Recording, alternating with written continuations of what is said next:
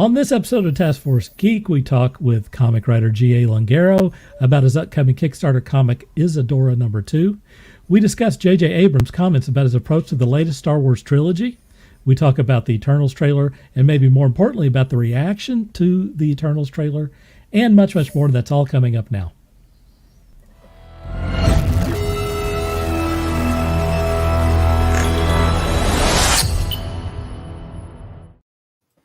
Welcome to Task Force Geek. My name is Dirk Cooper, and today I am joined by Scott. Howdy! And Sean. Yep. And that's all we have right now. GA is not here yet for some reason. Scott, let's get caught up with you, man. How was your week last week? It was expensive and too short, and You wanted another week? Golly. Yeah, can I have a week without the children? Oh, snap. Okay, so one day I know my children might go back and watch this when I'm dead and gone, and then they're going to get mad at me because they're going to like, Dad talk trash on us. But here's the deal. Overall, all the kids were pretty good. If I had to grade this on a scale of like A, B, or C, I might give it an A-, B+ in that area. But the kids will also know if they go back and they have their own children, they're going to go, oh, man, if Dad was still alive, I would call him right now and say, I'm sorry for the way I acted a few times on that trip. Because that's what made me want to do. You know, I was like, golly, once again, why didn't my dad just smother me? Because, like, I'm sure I was a jerk, too. Just smother you. Jeez. You know what I mean. I'm just saying, like, I guess you don't learn to be appreciative of stuff until you're a little bit older, you know? Like, there was a couple times during the trip I was just like, I wish the kids would just say they're having fun, you know, or something like that. But you saw it in their smiles and their actions, you know, later, and then you hear them talk about things. So I probably never said this is a lot of fun when I went on vacation. Right. I mean, so it is what it is. Even if I was having fun. Right. You know, they're teenagers and stuff. So I enjoyed the ocean a lot more this time. Now, it could have been because Jennifer you had was glasses? there. Well, and I had glasses. I didn't wear them in the ocean as much. I did wear them, but I decided to go out, and I decided just to take the old pair of glasses off and not lose either pair of them. I don't know. I just had a more enjoyable experience with the ocean. Maybe. Do you do anything special? I mean, do you do like a parasailing or anything like that? We didn't do parasailing. We didn't do jet skis. I think if me and Jennifer ever go back, I think we're going to get gutsy and try the parasailing thing. My sister said it's fun. Amazing. I usually don't like that sort of thing, but I think I could do that one. Yeah, I think that's probably something we should do if we ever go back. It was, I don't know, we went to a little bit different beach location because the beach I went to last year, that was like in a state park. Well, that got jacked up when Hurricane Sally came through. So we had to kind of go a different path and stuff. So the first night when I was on Task Force Geek, we were at a different a public spot. And then the next 2 days we went to, I believe it was called Johnson Beach, which is still in the same area. It was in a different state park that we had to pay for parking and stuff. And I don't know. Hey, look who's joining us. Hey, guys. There's GA. Sorry for being slightly late. It's been a very, very busy weekend. You all right? Going on. I know what you got going on. Yeah. But overall, I think the beach experience was a lot more, I don't know, there's something just different. Probably because Jennifer was there, to be honest with you. When you're sharing something with somebody you love and, you know, you can pal around and have some smiles and memories with somebody, that always helps. The beach, the water wasn't as rough, at least from last year when we went, so maybe that helped too. Although the last day we were there, like the waves were white capping like crazy, and it was a green flag, so I don't know. It was pretty cool. There was a few times I found like this giant shell in this one beach, and I reached down to pick it up, and I couldn't move it, so I was like, I got to get some strength behind this. And then I thought, what could be underneath? Are you noodling? And then I let it go, and I was like, I don't want to be a part of this. Dude, danger. We tried to go dolphin watching, but the boat never really left the docks because the reverse engine coil or something broke. But sounds like I did see like dolphins. a Star Trek term. I still saw dolphins. Like in the distance, a boat went by, and I saw me and Wakeland both saw some dolphins hopping around, and I was like, Not sure that counts. Could have I'm been not sure it sharks. counts either, but they promised that I'd see dolphins, and I saw dolphins, and I didn't even leave the dock. So Could have been a mermaid. I mean, it could have been, but it was a dolphin. We shopped around at a lot of comic shops, which is something me and Jennifer like to do. Her boys got tired of, they didn't realize how much we like to go through all these old comic shops and game shops. Dude, I would have killed for my parents to drop by comic It's just and game different, shops. though. I mean, if you would have grown up with the internet, you'd been totally maybe a different kid, too. My girls are used to it, so they know not to complain because it's not going to bug me at all. It's going to make you do it longer. The girls surprised me. Eden bought like a $40 collectible pop at one of these places, and I was just like, I was trying to say, like, don't buy a pop figure. A pop figure. Yeah, it was a Coraline pop, and at the same time, it was her money, so I just let her be herself, and Wakeland, of course, liked to go shopping with the jewelry and stuff like that. We took the boys to a GameStop. They were very happy to go to a GameStop because, vacation, you say you can spend your money on whatever you want. And so they took advantage of that. And they said, we want to go to GameStop. And they went in and bought some games. And they said, this has been the funnest part of the whole trip. And I'm like, okay. I mean, I get it. I mean, my dad took me to many places. I don't get it. No, I have the weird dichotomy because like my kids are all early 20s, and I just moved my son into his house, and he's 23 years old. And he just bought a house. So we'll go from buying nerdy stuff at a GameStop, just like you described, to spending $10,000 buying furniture for his new house at the same time. It's weird. But Sean, I do understand because my dad would take me to like Silver Dollar City and places like this, which I liked. But my greatest memory was like, oh, I found this gas station that had comics, and I got to buy $10 worth of 75-cent comics. So it's kind of the same thing. It's what he's interested in. And anyways, I think overall the trip was a good trip. We got to visit a friend in South Memphis on the way back, and he put us up for the night, and his wife made some wonderful lasagna. He's a blood bowler that I met, I guess, through the podcast, Michael Lewis, and it's really funny that here we are 10, 15 years later, we're crashing at his place. It's nice having connections, man. It's nice having connections. I mean, the Blood Bowl Network. For sure. And if we were in deeper Florida, we would have had plenty of Floridians to hang out with. That Blood Bowl crew down there is massive and stuff. But we weren't that far down in Florida. We were actually closer to Alabama than Florida. So anyways, enough of my trip. I want to show this. This is the nice big shell that I did find. Oh, that's nice. Really nice. Yeah, it's a good one. I like it a lot. Yeah. Jennifer found some really cool ones and found some pieces of coral and stuff like that. It didn't have something evil underneath?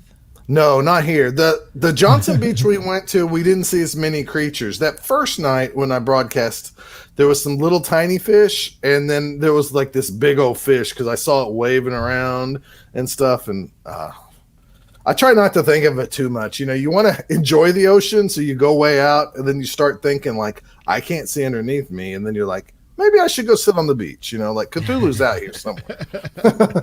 Funny you should mention that. Hey, since we got GA on. Let's see. Let's get to a few comments here. GG says, the greatest people I know. Well, of course. And then Brian James, who's very much like GG, says, excellent performance thus far, Mr. Hooper. Wow.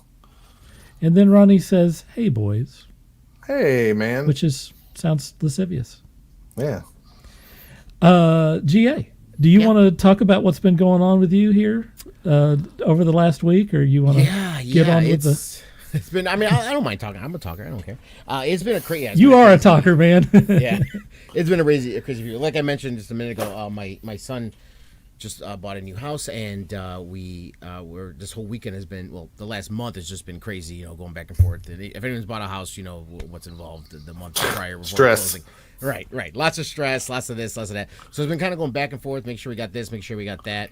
And then this weekend, he closed on Friday. And Friday night, I went over there with him. We started doing some preliminary stuff, like I put up a ceiling fan. And then this whole weekend has just been moving in and fixing this and installing that and making sure this works and doing that. So I was doing everything with it.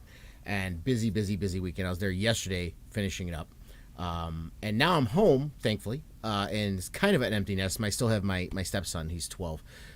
But now it's like I actually have room. So like this this room here is my office, right? But it's also I make the 3D printed stuff and I craft leather and stuff like that. So everything like behind this curtain is the ugly, workbench. Right. And behind his bookshelf is a toolbox. I know how that. Yeah. Over here is a table with a 3D printer and a bunch of junk on it. So all this stuff is actually going to go out now into the main basement where my son was staying. So nice. This room is going to be now nothing but a studio. That's it. So I'm gonna take everything out of here. That's cool.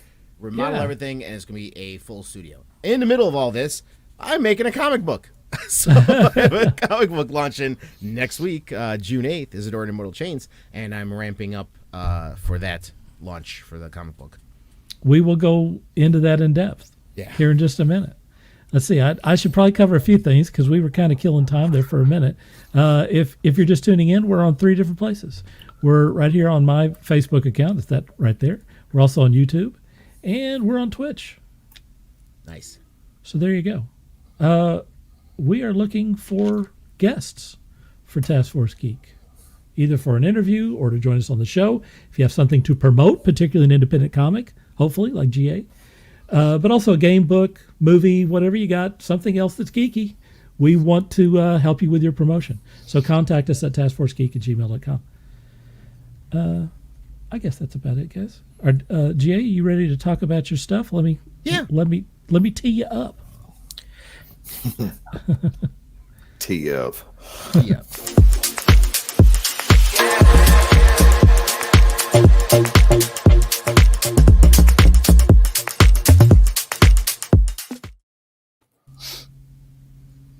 Okay. We're going to open with GA Lungaro. We don't know how long we've got him. He has, 18 more shows to do tonight.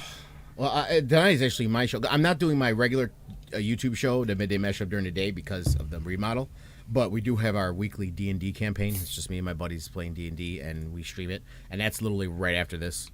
So I'm doing that as well. But, I'm all over the place, unfortunately. That's good. That's good. It's good to stay busy, I think. Yeah. I'm going to call him the busiest man on YouTube. My tagline, actually, when I open my show is GA Lungaro, a.k.a. Darth Daddy Lunga, a.k.a. the hardest working man on YouTube. There you go. I mean, my tagline. It's legit. Yeah. It's pretty legit, folks. We'll talk about that too, actually. Okay, so you are going to be, it's not out yet, but you're going to be doing issue number 2. It's not on Kickstarter yet, but you are taking signups. Right. For Well, it is Isadora 2. on Kickstarter. When you start a campaign, you set up a pre-launch page. So it's there, but it's not live yet, obviously. But yeah, you can go to the Kickstarter page. I think you have the link for that for the I do. You can go there and sign up, basically, and you'll be notified the moment launch happens on June 8th. I'm going to put you up here and then put the Kickstarter address Thank up there. Tell us about Isadora. This is the second issue. Tell us about her. Yeah. Isadora, it's issue 2. Issue 1 came out last year, and it was funded back in August-ish, September 2020, and fulfilled in February. And basically, this comic book idea, I'm a comic book geek, guys. The Star Wars comic books, I've loved all this stuff since I was little, just like everybody else that is on this show and watches the show. I love all that kind of stuff. I've been a DC guy most of my life. That's the stuff I really like. But I got interested in Lovecraft and the Lovecraft mythos, and I like the fact how Lovecraft, the mythos, it's constantly evolving. You got all these different artists and writers and creatives constantly growing this mythos involving Lovecraft and all those crazy monsters and events that happen in Lovecraft. And I decided, I was thinking about it. I'm like, what would a Lovecraft world look like if there was also like superheroes, like the kind of stuff I'm used to with the capes and DC, because Lovecraft is a kind of a dour world, right? It's not a very happy place. Certainly not.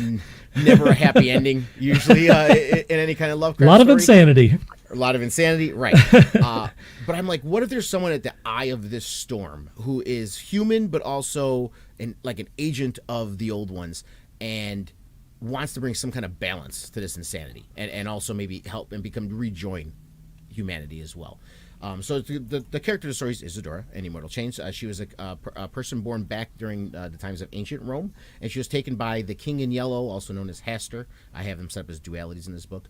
She was taken by the King in Yellow to be her herald. So think Silver Surfer meets Lovecraft. that's the kind of Nice. thing I'm doing with this. It's a good way of doing so it. So she's this herald, and she basically over the past 2,000 years comes to Earth and makes people go insane, and they die, and their souls come to Carcosa to the King in Yellow and feeds the old ones. And I also have other old ones that are in this universe too, and they're kind of like, they don't mess with each other, but at the same time they're kind of adversarial, and it's kind of this like, uneasy peace between all of them and all this other kind of stuff. So she decides to like, you know what, I want to rejoin humanity. I want to do what I want to do again, and she found a way to put the King in Yellow to sleep, and opening up at issue 1, that's where we find herself in the modern times. She's on Earth, and she's on a mission. She's basically trying to figure out find this entity called Tiog, which is a duality for Shib Niggurath. Because this person was a person who this old one was the one that kind of facilitated the reason why she became a herald and what happened in Pompeii. At the same time, she's trying to stop the wicked and also protect the innocent. So that's where you find yourself in issue 1. Now we're in issue 2, and at the end of issue 1, spoiler guys if you haven't got issue 1, Right. Nyarlathotep appears at the very end of issue 1. It's an old one if people are familiar with that name in Lovecraft. And Dun, dun. Dun, dun, starts dun. to happen. And that's where we open up now with issue 2. So I'm doing that. It was a great issue. It was a great campaign for issue 1. We managed to raise in total with the backer kit afterwards. We raised $5,500 for issue 1. Man, that's good. That's good money. Yeah, it's good, especially for a first-time comic. There's I mean, I don't know if you guys know, the indie comic scene now is like flush with creators. There's a lot of people trying to make comic books. Yes. On Indiegogo and Kickstarter, and there's a lot of them that do spectacularly well, but there's many, many more that don't even hit their. Yeah, don't even get out of the gate. Right, and that's the chance you take when you run a campaign. It's a chance I took when I did Isidora. I didn't know if it was going to make it. Luckily, it did. So I'm glad. So I'm hoping issue 2 we can build on that and continue the momentum forward and make this whole story be told as it proceeds. Because this isn't a limited kind of series. This is going to be an expanding universe that keeps growing and growing with other characters and stories as well. So it launches June 8th. We have issue 2, and one of the covers is thanks to you actually, Dirk. Really? I had some people already in mind to do covers, and I got my buddy Jay Espin, who did the collector cards for issue 1, to do one of the covers.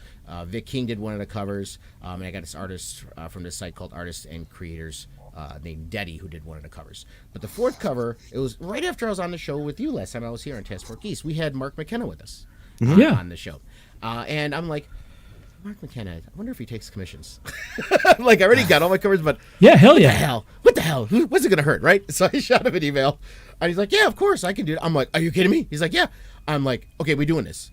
We're doing this. I have a 4th cover now. So Mark McKenna did a cover. And That's so cool. Nice.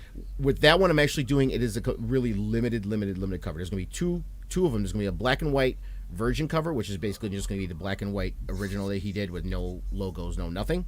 And I think that one I'm only having like 20 or 25 available or something like that.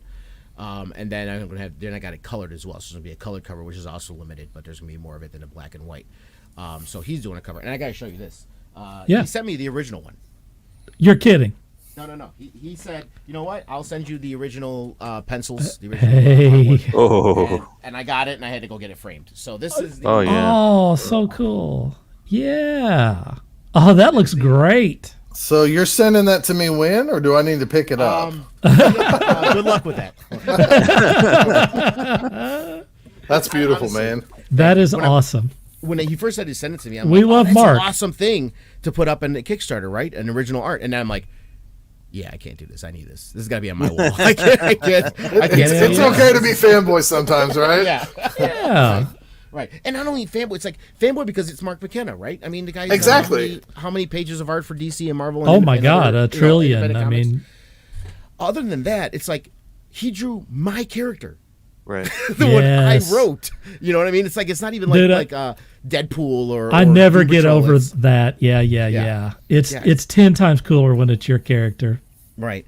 So yeah, For sent me that, sure. so that's beautiful, and that's gonna be. So there's gonna be, there's a bunch of tiers. And it's gonna be, affordable for everyone. The base tier is just like one comic with one of the original covers. It's like $10. and you get that and a PDF. And there's a couple tiers like that. Then it goes up from there, and there's more exclusive tiers to give you extra things and bigger things. And like the Mark McKenna ones are going to be more limited because it's Mark McKenna, right? Sure. So that one's going to be a different price point for that. I'm going to do an early bird special too, which is why the signups are kind of important, guys. The first 24 hours of any campaign are the most important time of. It doesn't matter if it's a 30-day campaign, 45, 60-day campaign. The first 24 hours are crucial because that's. Why do you say that? Main reason is because it shows the initial interest, right? That doesn't, Sure. Now, it doesn't mean if you have a lackluster first 24 hours, it doesn't mean you're going to fail. However, it limits your chances of success because you want to come out the gate hot with the campaign. So in that first 24 hours, anyone who backs the campaign is also going to get an additional early bird special, which is for issue 1. I had some 8x10s of the Samantha Branch cover, and I have these little Isadora pendants, which is an ISI. It's a little pendant. Cool. So anyone who backs this issue 2 in the first 24 hours is going to get that print and the pendant for free with their backing. And there's going to be stretch goals as well. So whatever you back, even if you initially back with only a $10 backing, as the campaign goes, if you share it and more people back the campaign, there's going to be more and more stretch goals unlocked to where you get more stuff just for your initial $10 backing. Nice. So what does the $10 get you? The $10 tier I have is for either the Vic King cover, which is you get the physical copy and the PDF copy. Same thing with the J. Espen cover. You get physical and a PDF copy. That's also a $10 tier. So those are the two. Yeah, those are the two $10 tiers that I have. Then there's a $20 tier where you can get both of them. Then there's also for the people who didn't do, because I'm not reprinting issue 1. It was only a 1 print run, and that's it. However, what I am doing for this campaign is with that Deddy cover that I got, I'm actually going to be issuing a issue 1 and 2 omnibus, I guess, if you will, 48 pages of issue 1 and 2 with a metal book, as a metal book. And it's going to have that Deddy cover. So people who weren't able to do issue 1 will be able to get at least that one that has issue 1 and 2. Because I did this starting out as just the first 24-page comic book for issue 1. But the opening story actually was better as 48 pages. I just couldn't invest that much in campaign 1 to do 48 pages. It's a lot to bite off. Right. So I figured, well, you know what? Let me put those first 48 pages, which is actually a better opening to this story, if you have the first 48 pages, as one book. And anyone who didn't get issue 1 or wants that collector's edition as a metal book can get that one. That's going to be a $40 tier. It's going to be all new lettering as well, because I wasn't too happy with the lettering in issue 1, because that one's going to have that kind of stuff as well. Then there's the higher tiers that have the Mark McKenna covers. Then there's combo tiers that give you multiple things in it as well, some prints and stuff like that too. But yeah, so it goes anywhere from it's next $10. Tuesday. Yeah, next Tuesday, June 8th. All right. Mm-hmm. So it goes anywhere from $10 to what was my highest tier? I think my highest tier was $200. I think I'm actually considering putting a special tier, 1-person tier, to where you can get yourself drawn in the comic book too. Like That's I like that. I always like those. Yeah. But yeah, so there's tiers for everybody. Whatever your price point is, whatever your comfortability of investment is, there's different tiers for everybody. Let's show some stuff here. Yeah. There's the page that you're looking for on Kickstarter, and let's see. Let me get my banner. Oh, hey, we're up to 60. Cool. Okay. It's grown since we came on air. So. Good. There's the Kickstarter page, the link to the Kickstarter page, and that's what you're looking for. And what you're going to want to do, because you have the early bird special there, you're going to want to sign up, put your email in there, so that the second the thing launches, that you're going to get a notification, so you can get over there and get your stuff early. Not just because you get the early bird thing, but also to help out GA and get that engagement going, because I mean, everything is the algorithm, folks. The algorithm. We're all slaves to it, one way or another. Oh man, that is so true. Yeah. I have some. I'm going to talk to you about that here in a minute too, if we have time. All right, here are some illustrations and stuff that I want to talk to you about. And the image on that front page of the Kickstarter, that's a J. Espen wraparound cover. You have an image here, do you? I think I have. Yeah, I think I have it. Yeah, this is some of the internal art. Yeah, from issue 2. The gentleman you see standing there, that is Nair Lathotep. Holy cat! In his human form. Hey, you know what? This is a guy that I might be able to do on Halloween. Yeah, I might be able to do this guy. You can. There are so few characters that I can pull off. That guy I could do. Yeah, you want to laugh? It's like when I told the guy who did the artist who does the page work for me is Alper Geckel. He's a young gentleman from Turkey. When I was doing the script for this, I told him you're gonna draw another laugh. I'm like, think Cobra Bubbles from Stitch, from Lilo and Stitch. That's right. What I want him to look like. Cobra Bubbles. So that's what we went with. Yeah. This is good stuff. So it's the same artist that's returning. Yes. This time. Same colorist too. I'm right, same assume. colorist. Yeah, he has a friend that does the coloring. Alper does the pencils and inks, and his friend Serkan Serkai does the colors. Wow, you just whipped that right out, man. Yeah, you are a professional. I think it's good that you got the same people back, especially since that's so cool. said that this is a overarching better story with 1 and 2. I mean, so most independent comics don't have the luxury of like Marvel or DC where they go, we'll give it 6 issues. Yeah. People feel this out because, so that's good. Yeah, I mean, and I loved it because I found him on Facebook on his site called, I think Connecting Artists and Writers or something, I think it was called or something like that. And I found him on there and I saw some of the stuff he did and it's a very gritty kind of look. And the color Serkan did too. I told him, I want the colors to be more muted, more earthy tones because I wanted to have that more gritty kind of feel. So it's kind of a horror-esque kind of, story rather than the bright colors you normally see in comic books, that are very bright. I wanted it to be more gritty. I also gave him told him think of how Neil Gaiman did the Sandman series. Something I want that kind of more darker gothic kind of feel rather than the bright flashy colors and stuff. Yeah. This is again his work, right? Yes. Is this the cover? No. Or is this an interior page? That's a page. Yeah. It's cool stuff, man. That's good. Yeah, I like it. All right. That's a cover. What's the scoop here? Yeah, this is the Deddy cover. That's all the name I have, Deddy. I found him on Artists and Clients, and he goes DEDHI or DETI. Oh, DETI. Okay. This whole time I thought you'd been saying the Daddy cover, and I was no. Well, let's see what this is going to be like. Deddy. Yeah. Okay. So he did this one. And I picked him because the colors, that's like that. This is that kind of World of Warcraft kind of coloring. You know how they had the big glowy stones and eyes and emeralds and stuff like that in World of Warcraft. And this is what I wanted for the metal book because those kind of colors to me on a metal cover are really going to pop out. Yeah. So this will be on that collector's edition, issue 1 and 2. Cool. I like that. Very cool. All right. Let's see what else we got here. There's the McKenna. There's the McKenna cover. Wow, that's nice. How about that? Scroll in on that thing. What's funny is Mark's known as the inker, and look how beautiful this is. Well, the colors someone else actually did the colors for me for this one. He just did he did the black and white for me. I know, but I'm just saying, he's known for inking over other people's stuff, right. And yet here he is, and that's so beautiful. Yeah, it was amazing. I fell in love with it the moment I saw it, and it's just it's great, man. Not to overly sexualize it or anything, but I mean, the curves he does on figures are just so beautiful. I love the curves the way he did, on this depiction of her, and it's just amazing. Look, I mean, as far that could be a cover for a Marvel or DC book. Yeah. You can tell when you hire an expert, what you get there. And he really turned it in. It looks super great. I was really impressed with that. I saw that a week or two ago or something, and had to give you props for it because it's just really dynamic. Thank you. And it's cool, because it's your character and it's Mark doing it. I thought it was super awesome too. Feel like I have a connection there. Well, you do, because like I said, I met him on your show. So if it wasn't for me being on here with you, I didn't know that. That's cool. It would never have happened. That's even cooler. Very cool. So this is like what? That's an actual cover as well. It just has piece cover deal. Wraparound, yeah. Right. Wraparound cover. Thank you for saying the correct way of. Yeah. Or you call it a 2-piece cover.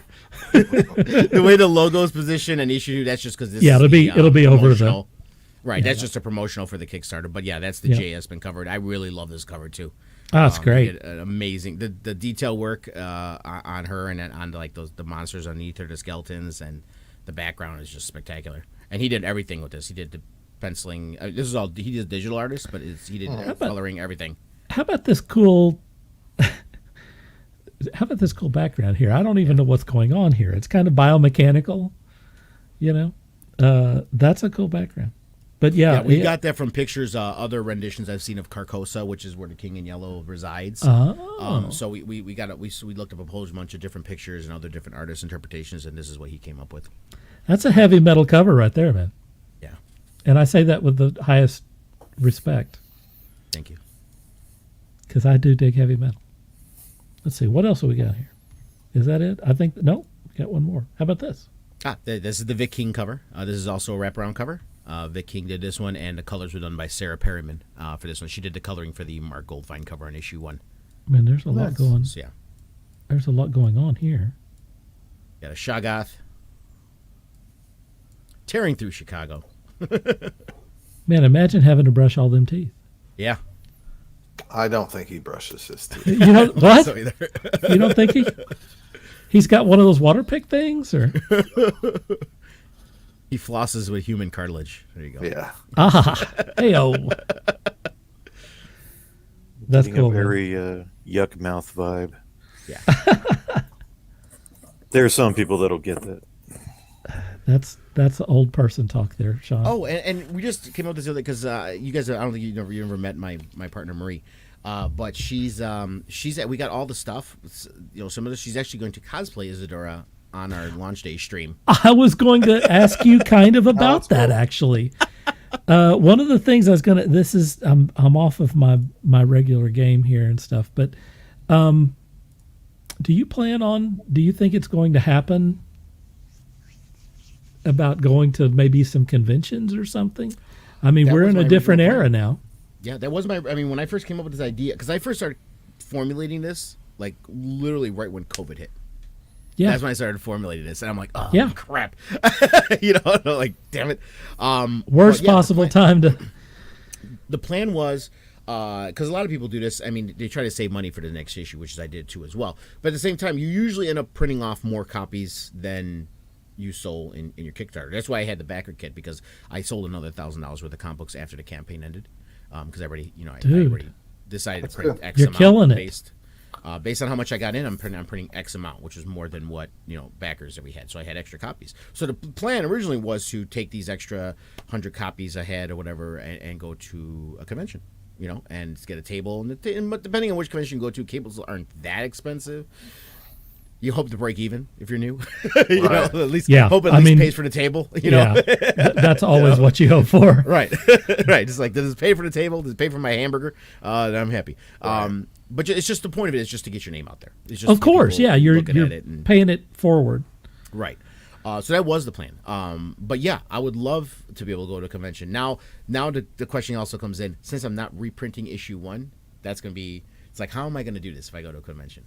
If anything, I'll probably start out those metal book covers, or if not the metal book, just print those out as regular floppies. And bring those to convention.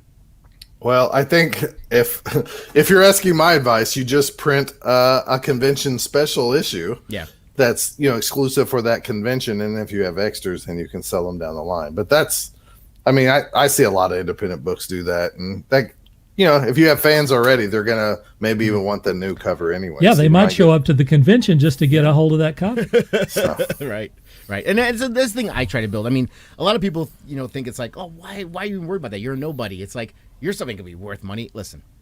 No. When people who like comic books and want to get in comic books, to them, the fact of knowing that, hey, listen, this comic book that I like, that I backed, I'm only one of X amount of people that have this issue.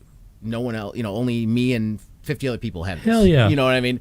And that's an exclusivity kind of thing. It makes you feel like you're part of something. And it's important. You know what? Knock on wood.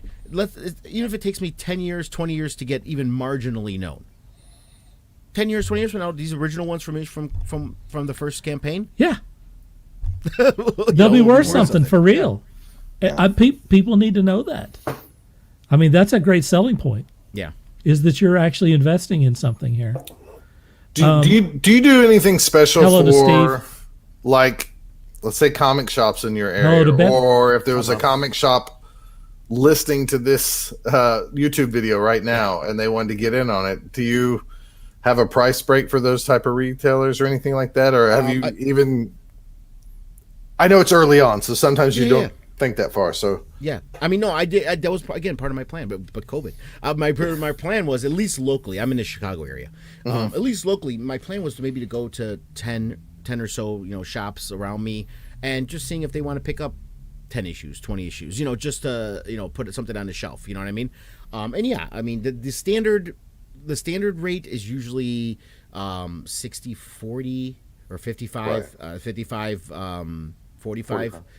Usually something like that. I don't mind even doing just for this initial one, just 50-50, or even for me, even at cost, if they'll just to get the name out there, just for to start out with.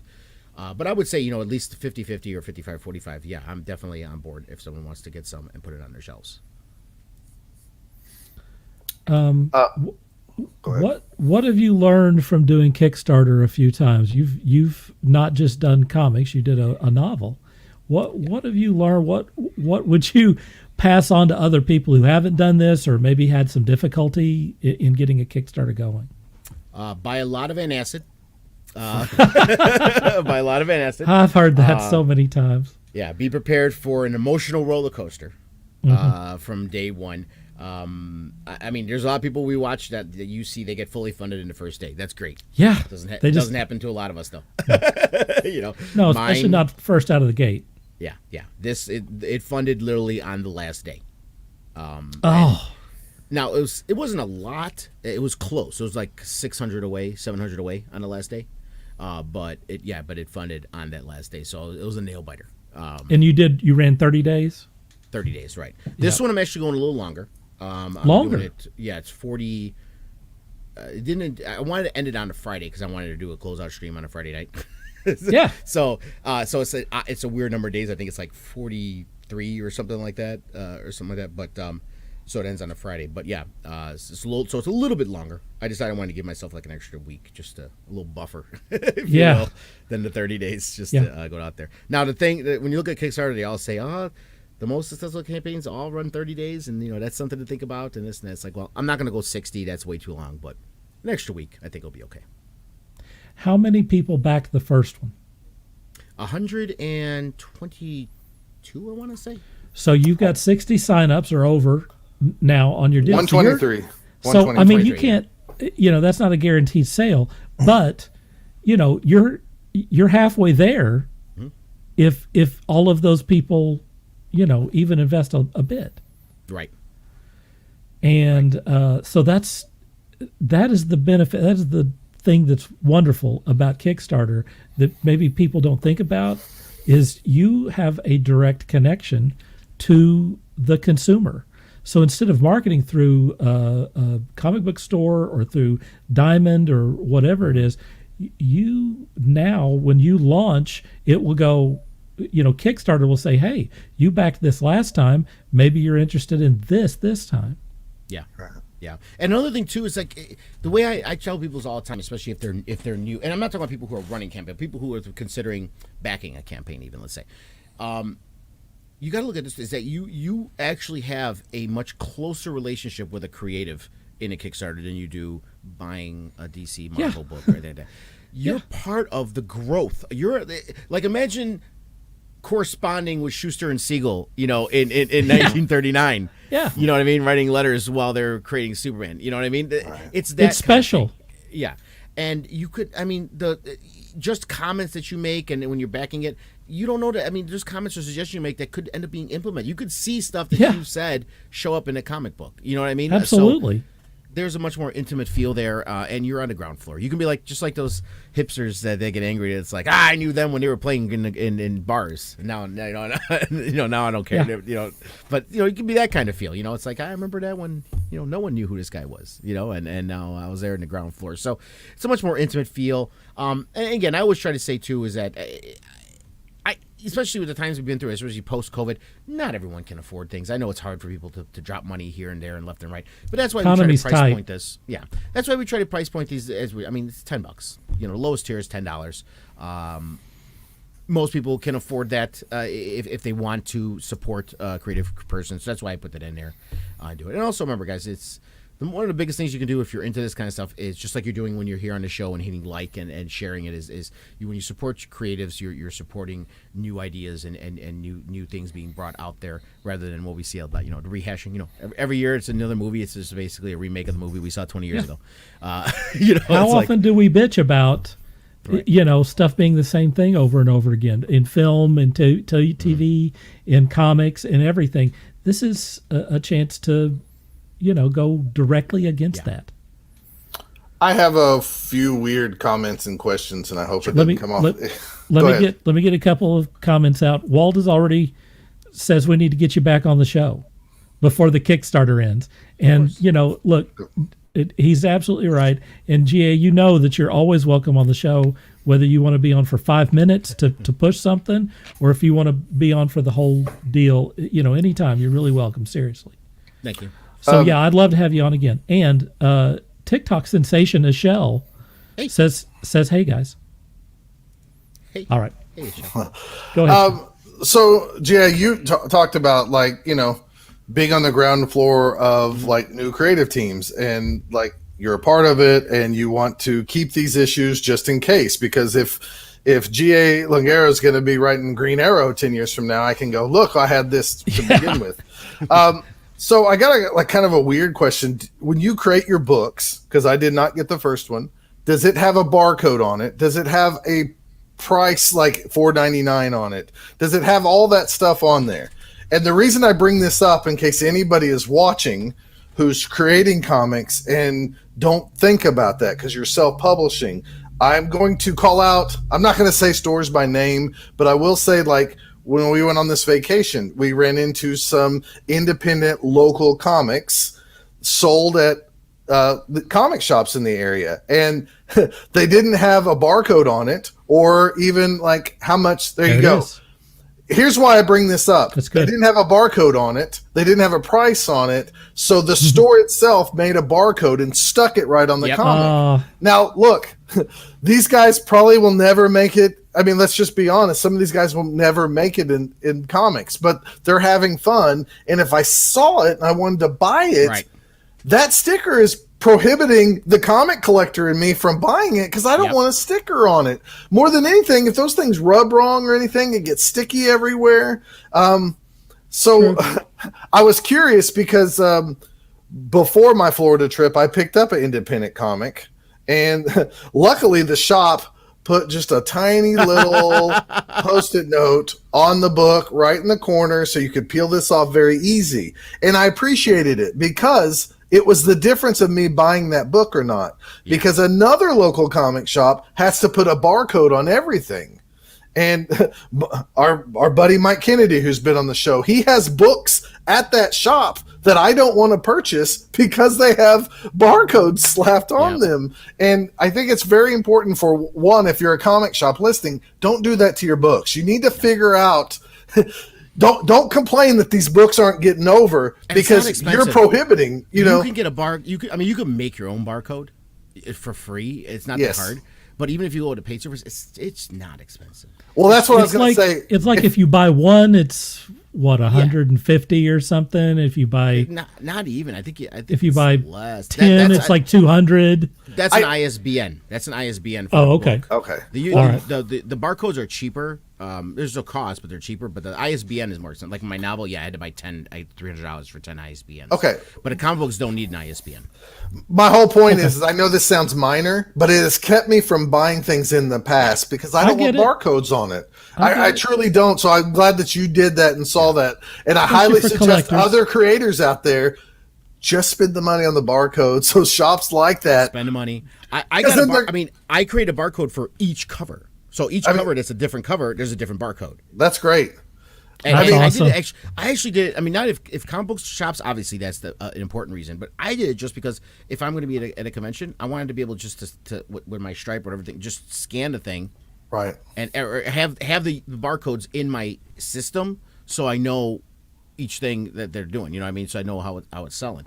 But yeah, it's not, they're not that expensive. I just feel bad for the independent comics they probably come back and go, we'd like to sell you some more. And the shop goes, well, nobody's buying these. And it's like, no shit, Sherlock, because there's stickers all over it. Nobody wants those, right? So anyways, I'm glad you're doing that. And I think that's good advice to all these other independent people out there. You got to prepare the book. It's not a weird question, Scott. It's not a weird sketch question because, like I said, it's a great question. It sounds stupid and nitpicky, but it is preventing me from buying stuff on this trip and preventing me from buying certain that you're not local comic book creators in the Oklahoma City area, because instead of this that I can take off easily and feel okay, there's a big old fat sticker on it. And you could put them in a bag too. Yeah, you could put them in a bag. But what a lot of people forget too, and if anyone's out there going to make a comic book, never forget the the disclaimer part, the errata or whatever. Yeah, whatever it's called. I forgot the name of it, but where it has all the information in there. I agree. It's very important, and people think it's not a big deal, even because like, I'm a small comic book. What does it matter? It's not like I'm DC Comic. It doesn't matter. You need to put that in there. It's important. It lets you know all the legal stuff about it. It lets you know if it's a first printing or not. It lets you know there's a lot of important stuff in there to put in there. So you can look up. There's templates for it. And really, a few of those minor little nitpicks make the difference between acting like a big boy and being a big boy, right? I mean, like, fake it till you make it. Part, right? Exactly. So. Right. Exactly. So. Anyways, I say own it till you grown it. There you go. Grown it. Don't fake it. Don't fake it, because people will call you out on that. But if you own it, if you own, where you're at or whatever, then that's good. Or here's the other one. Dress the part, right? Yeah. Exactly. Part. If you want to be a big guy, dress like it like a big guy. It looks professional. It looks like it was put out by Marvel or DC. Or Dark Horse or Boom, or it looks official. It puts you up another level. I also noticed you have an editor on your book. I'm assuming she's still around. Yep, same That's editor good. did issue 1 and issue 2. I can't stress enough to other independent comic people. Get an editor in there that will tell you right or wrong or change this or do this. Oh, that's such a good idea. And it's not just for proofreading, right? Like, obviously, structural stuff, grammar and typos, obviously.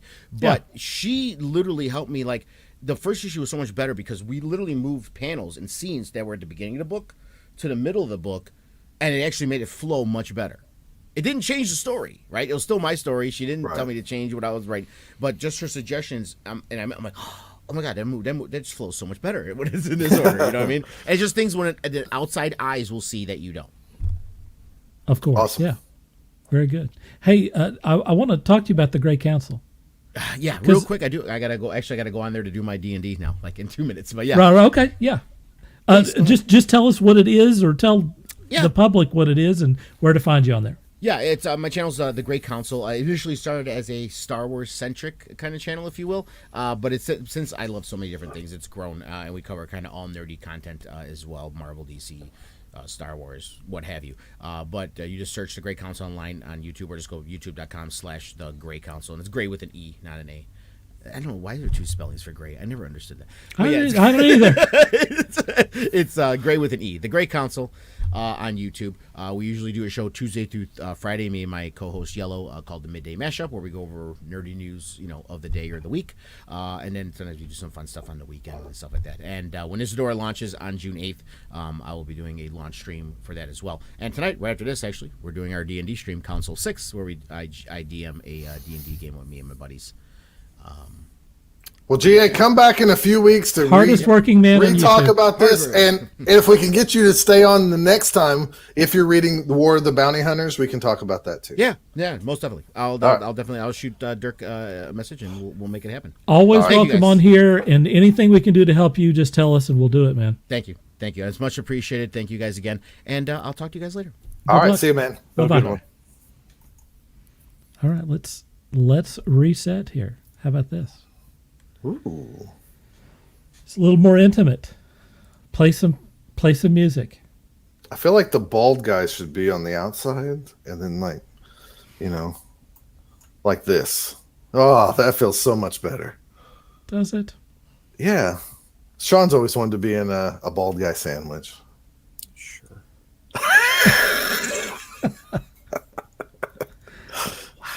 All right, we're going to move on to our next subject here. We could headbutt Sean. What the heck are you doing, man? I'm afraid to go Eskimo, away. Like Eskimo I don't want to miss kisses or anything. something. Isn't that a thing? Eskimo kisses? Dude, that's like nose stuff. Here, Sean. Give me an Eskimo kiss. Oh, there we go. That felt good. Oh, my Lord. Happy Pride Day, everybody. All right. It's the whole month, dude. Is it the month? Oh, well, It's the happy whole Pride month. Month. That's cool. There you go. All right, here we go.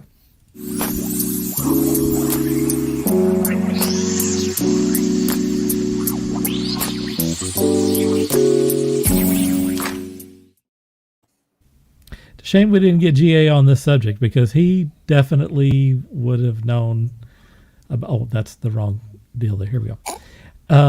He definitely would have had a few things hopefully to say on this subject. JJ Abrams just did an interview recently. Let me see before I get into this. Jennifer is interested in the Sean sandwich. Sean's in a good mood because he hadn't got grumpy on any of that. He even did. He the hasn't. Eskimo He kisses. participated and everything. Man. And Walt says OMG. It's become an entirely different show. So recently, for whatever reason, I think it was Deadline that did an interview with JJ Abrams, and I'm going to give you the quote from the interview, and then just get your opinion on that deal. Let's get this out of the way. Michelle says, "I can't even." LOL. Okay, so this is from JJ Abrams on the subject of Star Wars. Quote, "I've been involved in a number of projects that have been, in most cases, series that have ideas that begin the thing where you feel like you know where it's going to go. And sometimes it's an actor who comes in. Other times it's a relationship that, as written, doesn't quite work. And things that you think are going to just be so well received just crash and burn. And other things that you think like, oh, that's a small moment or that's a one episode character suddenly becomes a hugely important part of the story. I feel like what I've learned as a lesson a few times now, and it's something that, especially in this pandemic year, working with writers, has become clear.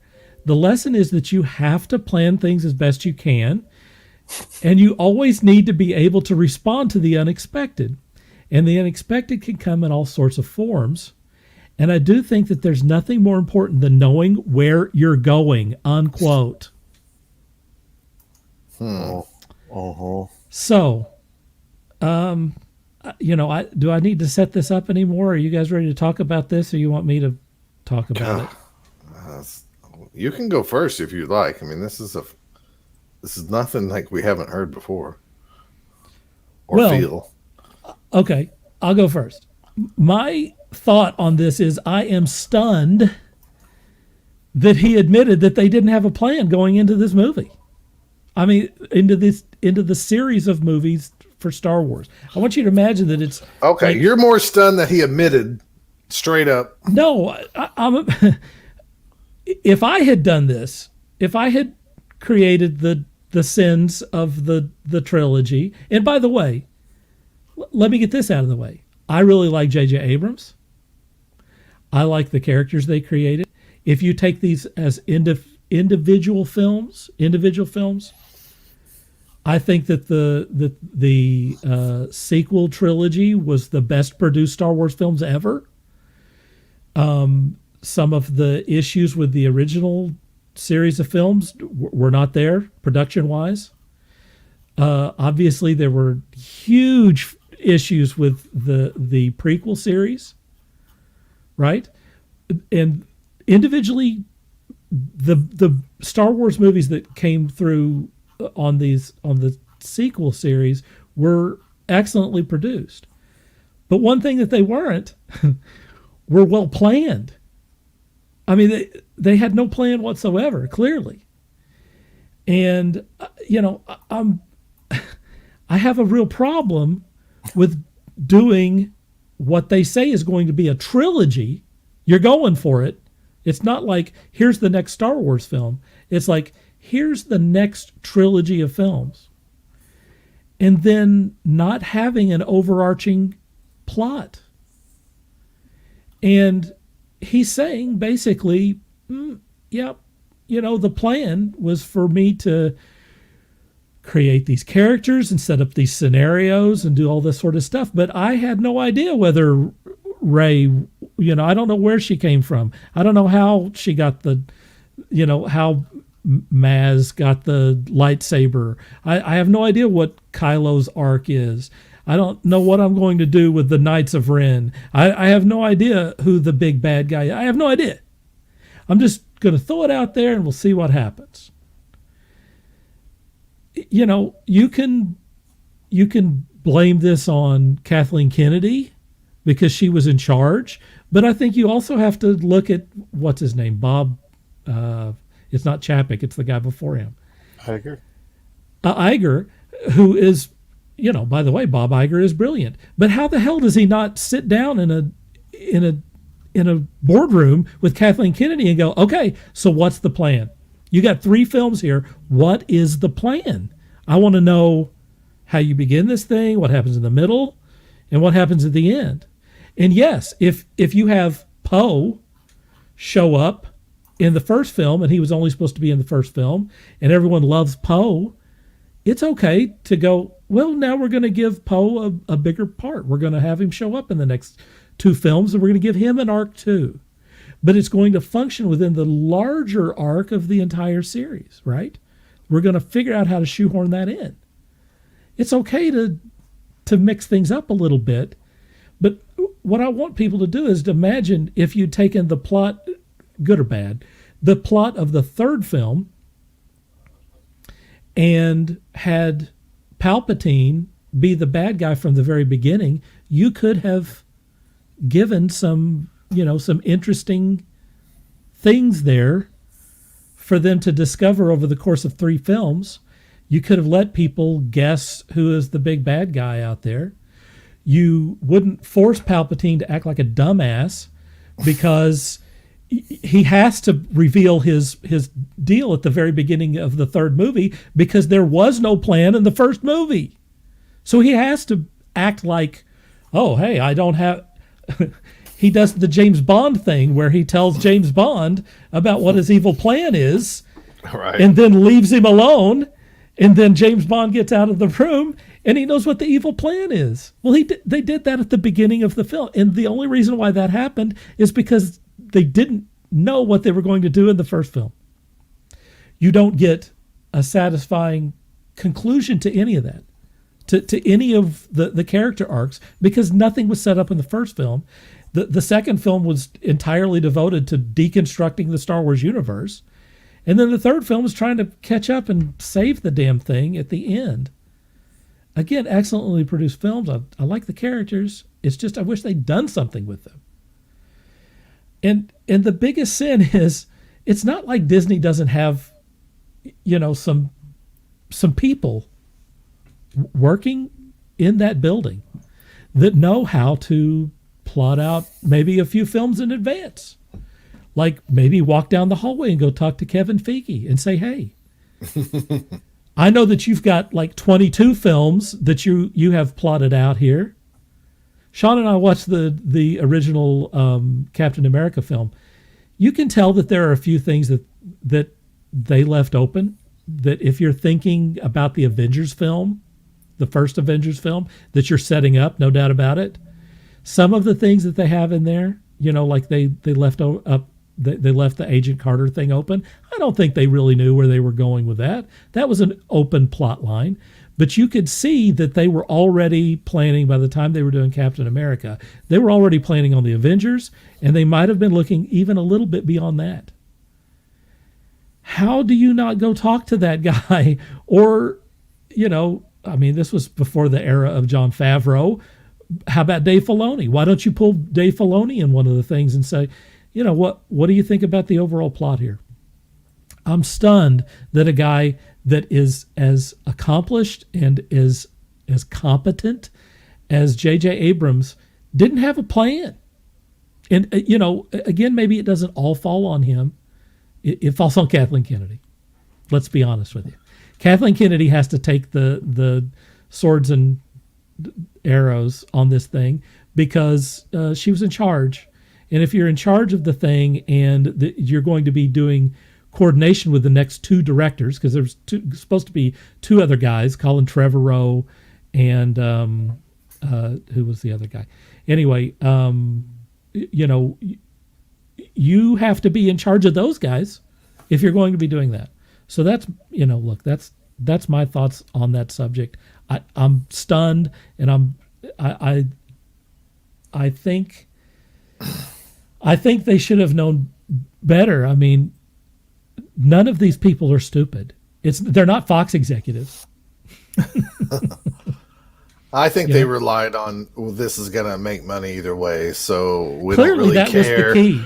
Oh, this first one's an ode to throwback to the original Star Wars: A New Hope. Oh, this is awesome. And then, no, there was True. not enough planning period, and it falls on the leadership, whoever was in charge of all that. Even if they thought Abrams was going to stick around for all of them, I mean, they had 3 directors picked out at the beginning. Well, then they should have sat down in a meeting with all those guys and said, JJ came back to save the series.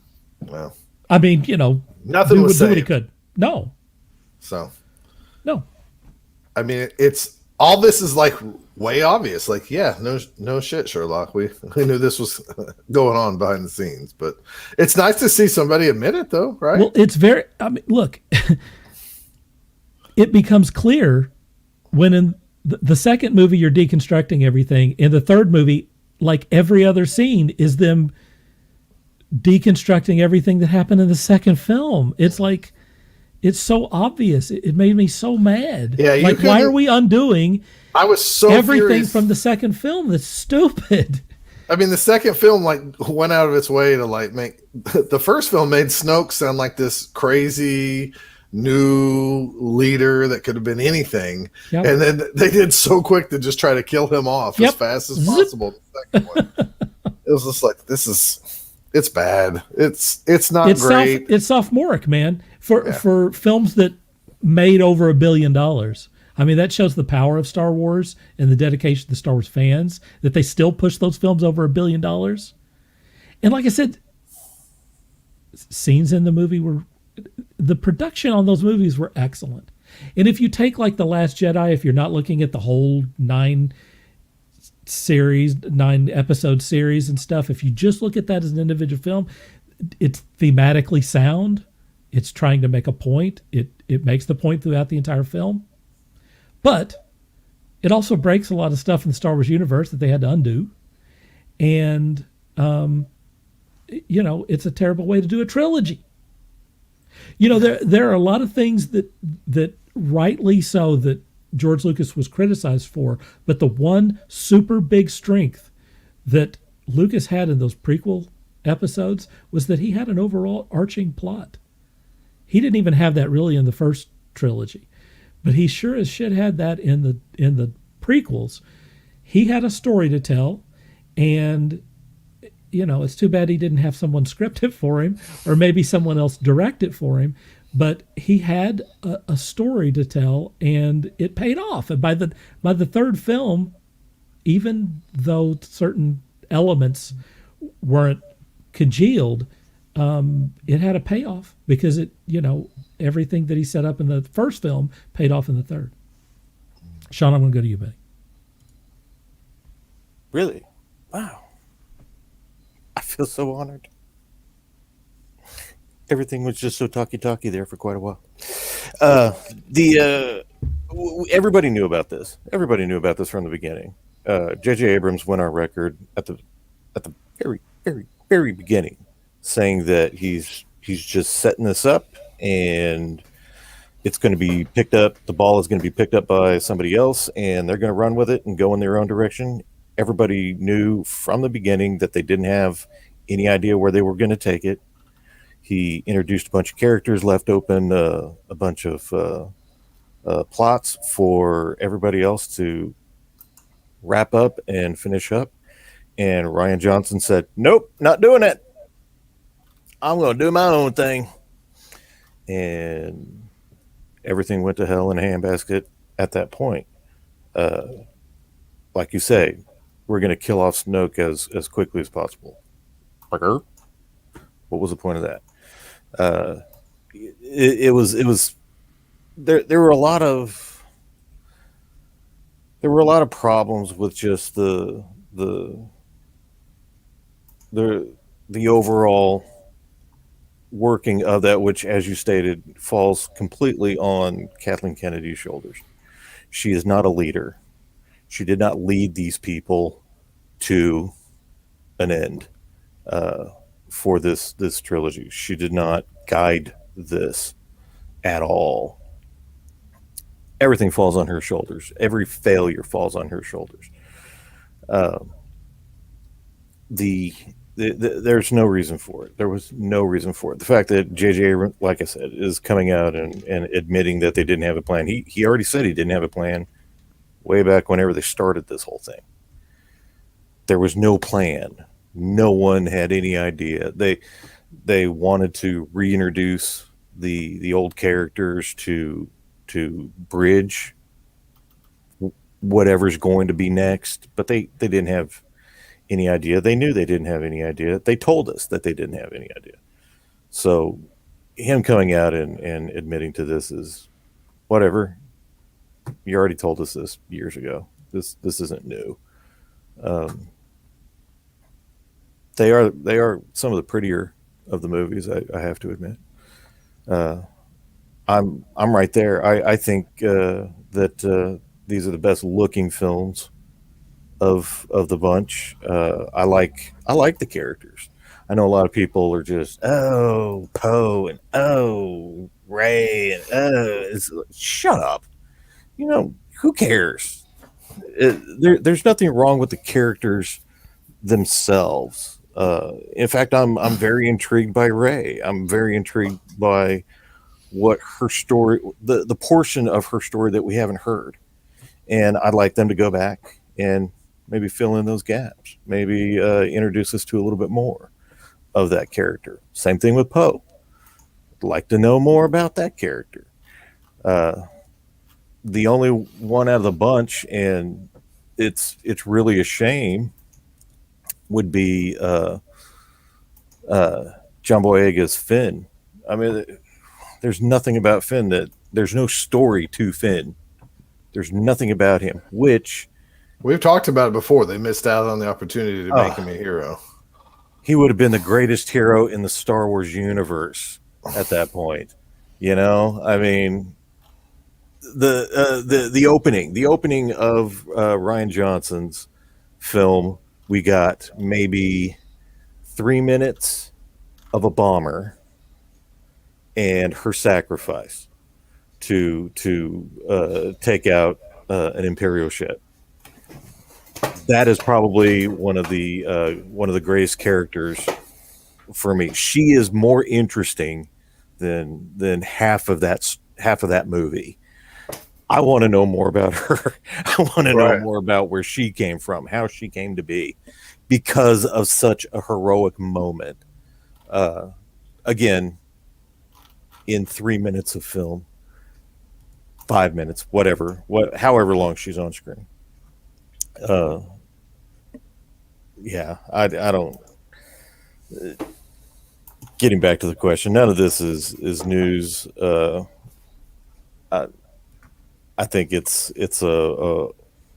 he's putting his head on a chopping block, I guess, for all the fans, and personally, I think Jay's got a great eye for filmmaking, but he's got a lousy storytelling. He's filled with just trying to make his movies as fan-centric as possible. And it's like, dude, give me a story and I'll be a fan. Don't remake E.T. Don't remake the original Star Wars. Don't whatever other movies he's done. They're not coming to me right at the moment. It's like, give me your ideas, not your fan made films. Let me see what you can do visually. You can make a good movie. Make a good movie. Go do, please, make me happy.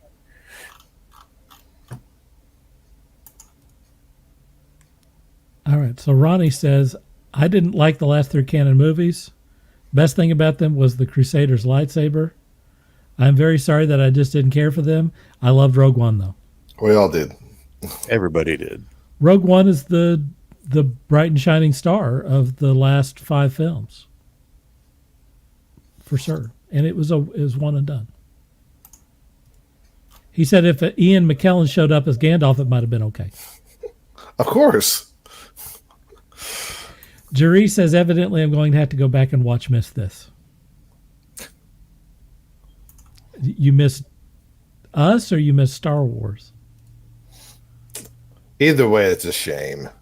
How can you miss us? All right, guys. I think we've covered it. We're going to their next deal. Here it comes. Right now. Right now.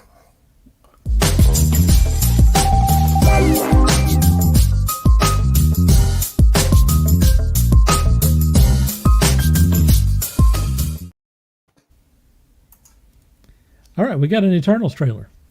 Eternals is coming out like in September. And they just dropped the trailer for it. And I mean, it's been done for about a year or so. It was supposed to be released last year. Hey, they don't want to rush it, man. Come on. I mean, I in some ways I understand you don't want to get, I mean, dude, we've had about 140 Black Widow trailers. And it's like, just release the movie, dude. I mean, you're running out of actual footage to show in trailers. I mean, at this point, just release the movie. I'm ready. Let's just do it. So, in any case, eventually we will see the first Black Widow movie. Have you guys watched the Eternals trailer? I did. I did only today because we were going to talk about it tonight. So okay. Have you, by any chance, looked at the comments below the video that I shared to you? I did not. Because it is indicative. I will let's first go to what your initial impression is, because it may be very similar to the comments. I'll go to Sean on that first. What do you think about the Eternals trailer? I don't know a whole lot about the Eternals as a whole, which is good for me. It's served me well for the MCU. I wasn't a huge Captain America fan, so I didn't read a whole lot of Captain America. Okay, Jerry. I was not a Iron Man fan, so I didn't read a whole lot of Iron Man. Not a Thor fan, didn't read a whole lot of Thor. Obviously, they had crossovers into other comics that I was reading, but their own books I never really picked up. I never really looked at. So whenever these films came out, what brief history I did know, I didn't really have a whole lot of expectation going into the film, which obviously those movies really knocked my socks off. Same thing here, Eternals. I don't really know a whole lot about the Eternals. I'm kind of going in blind. I know a little bit, but not, to any real extent. I think it looks really cool. I am not a fan of Angelina Jolie. Sorry, guys. You're not alone. So, as far as her participation, I'm hoping that it's kind of in a what's the word I'm looking for? Managerial, kind of overseeing all the other guys. I don't need to see her doing any flipping and stabbing and swishing kind of action. I don't need that. She needs to eat a burger. Angie, eat a burger. Wow. Come on, man. Anyway, body shaming. I don't care. I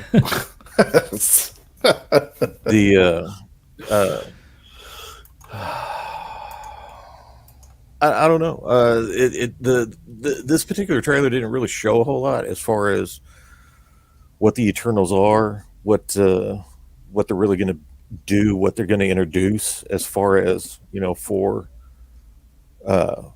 the MCU. I'm I'm curious. I'm intrigued. I'm ready to see more. The cast overall, the cast, I'm mildly familiar with, and the actors I think are fantastic. They've got a great crew for this, and I'm looking forward to what they're going to do with it, or how they're going to be interlaced into the MCU, and what effects that's going to have. Why didn't they help out with Thanos? I want to know.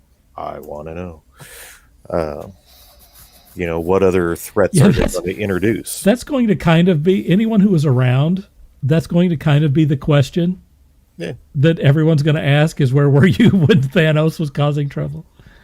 So yeah, I'm open. Let's see what they can do. The MCU has not disappointed me yet. Will it happen? Sure, but so far it hasn't happened. So I'm looking forward to seeing what else they got. Thanos is connected to the Eternals. Yeah, he's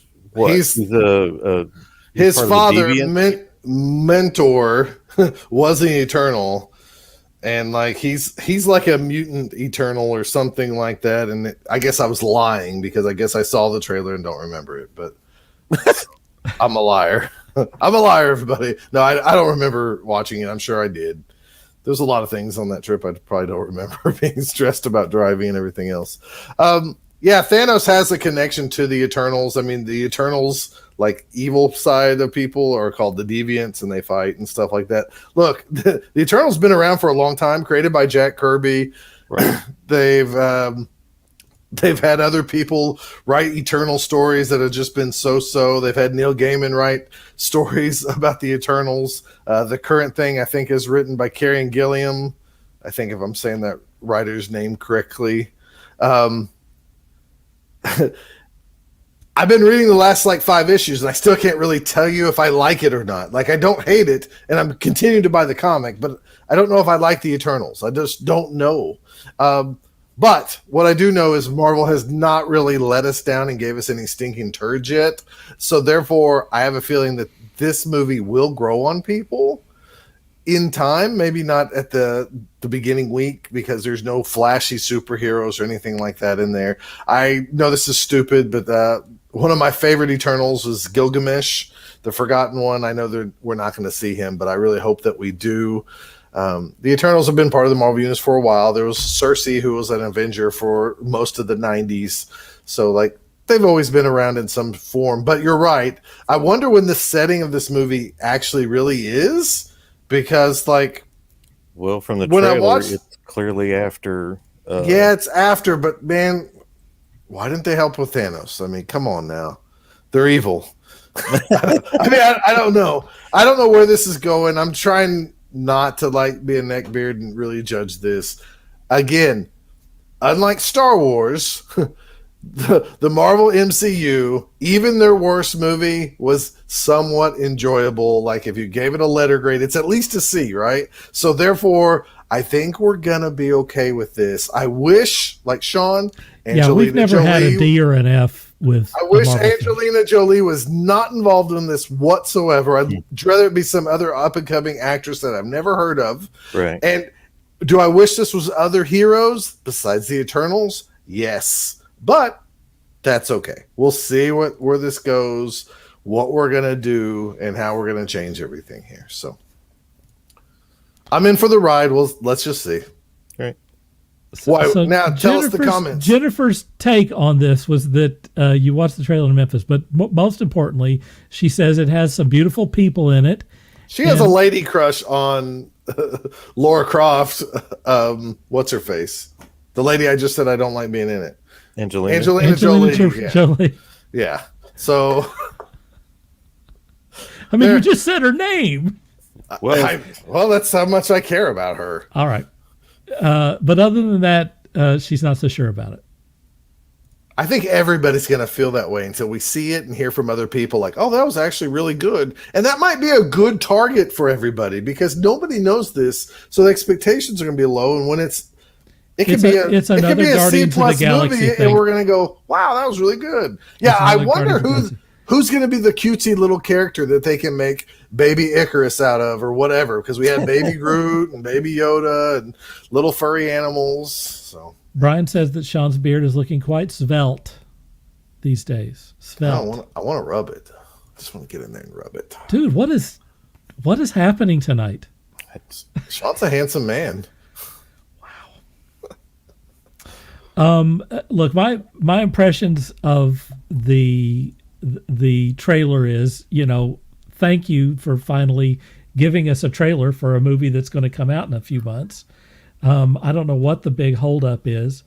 It's very clear to me that this is a film that is custom designed to make inroads to the Asian continent. Everything about it, it's basically Marvel's Bollywood film. You've got dancing in it. You've got Apparently, there's a Bollywood scene. You've got the one character locations and the costumes. It feels very. It's just like it's like Iron Man in Bollywood. Which is, look, that's fine. One of the good things that Marvel does and will continue to do is try to find inroads into places where we've never been before and try to give us different takes, different stories, and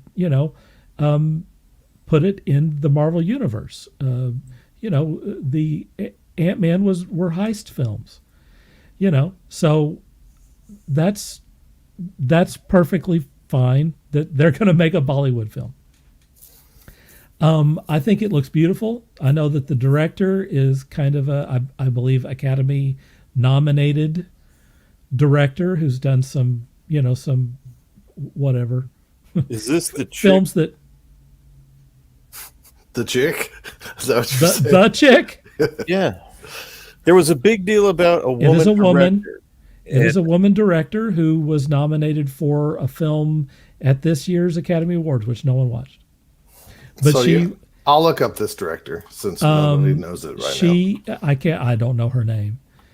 But she's obviously, she has some bona fides. And one of the things that I do like about her is that she said, instead of making a bunch of sets or doing things with CGI, she decided to film these things, a lot of these scenes on location. So she went around to different beautiful locations and shot this film. Her name is Chloe Zhao. Zhao. Yep. that's it. Zhao. She was Yeah. actually Chloe Zhao. she's born in Beijing, China. So There you go. so that means the boomers are not going to watch this because they're going to be like, Well, there's we're going to get to that here in a minute. The Eternals. I read some, like long ago. I read some stuff with, like, some Jack Kirby style stuff with the Eternals. I don't know them very well. I know that the story that they're adapting is a Neil Gaiman story that he did 10, 15 years ago, something it was like about that. 15, yeah. So, I have to think that the story is pretty good. I also think that you're probably going to, I think there's a potential that this is not going to move at the pace that most people want Marvel movies to move. And that's the impression apparently that everyone else has from these comments. And I'm going to read a few of them to you here in just a minute. I think that this has the potential to be a beautiful, interesting Marvel movie with a bunch of people that we don't know, and that it has the potential to be something different and cool. But, and I have no reason, like the other two have said, I have no reason to say that this is going to be terrible because I haven't been fed anything terrible yet. I don't think it's going to be terrible. Walt says that Chloe Zhao is an Oscar winner. She won the Oscar for Nowhere Land or something like that. I don't remember the name. Clearly it's something I have not seen. Yeah, you're not real educated, are you, buddy? Right. So let me read some of the comments just to get. Here's the real thing that I wanted to get to, is the reaction to this, it's very different from our reaction. For example, I shared a version of the trailer on YouTube, and these are the comments, some of the comments that are on there. Wow, this looks like a complete snooze fest. Merde, which is the French word for caca. Looks like this will be DOA. Yikes, these new Marvel movies look like TV shows and casting to match. Wow. Dude. I More symbolism coming from Marvel. okay. This looks like BS, honestly. Well, good. Don't watch it. So they didn't do anything when Thanos. You mean all the chaos and wars? Whatever. This is nonsense. Not even if you paid me. Let me tell you something. Somebody wants to pay me to Straight watch to movies. streaming. Let's do it. Nah, these people. This looks like a history lesson in the most boring class. Pass. I think the trailer is purposely designed to be that way, so it feels totally different. I think we're getting a cleansing of the palate. I'll end with this. Looks garbage. Marvel is officially dead. It's over. Yeah, right. I might want to just You can remind kiss my people- shiny white butt after this thing makes millions of dollars. I just want to remind people that whenever they first announced Guardians of the Galaxy, people were coming out of the woodwork talking about how this is going to be the worst. You're going bonkers. This is going to be the worst MCU movie. This is going to bankrupt MCU. This is the worst thing that. Who the heck is going to go see a movie with a talking tree and a rodent? Everybody was just going through their hate-filled rage because they've got nothing. And it's not like they didn't have any Marvel movies before that. As far as I'm concerned, they can suck it. There's nothing in their comments that makes me think that they're not going to see it. They're going to be there on day one. Right. That is a great point. They're going to be there on day one with their popcorn in hand, with their soda in hand, and they're going to say, I'm going to hate this movie so much. I'm going to be first in line to hate this movie. That's so true. Great. Then but they'll be buying tickets. You just paid Marvel to hate their movie. Suck it, moron. I don't care. People, for whatever reason, over the last 5-10 years, it seems, have dedicated their lives to hating on movies, everything, to hate on corporations, to hate on people. Individuals. To do everything in their power to make sure that they can destroy another person, place, or thing to make themselves feel better about themselves because they are empty and they are pathetic.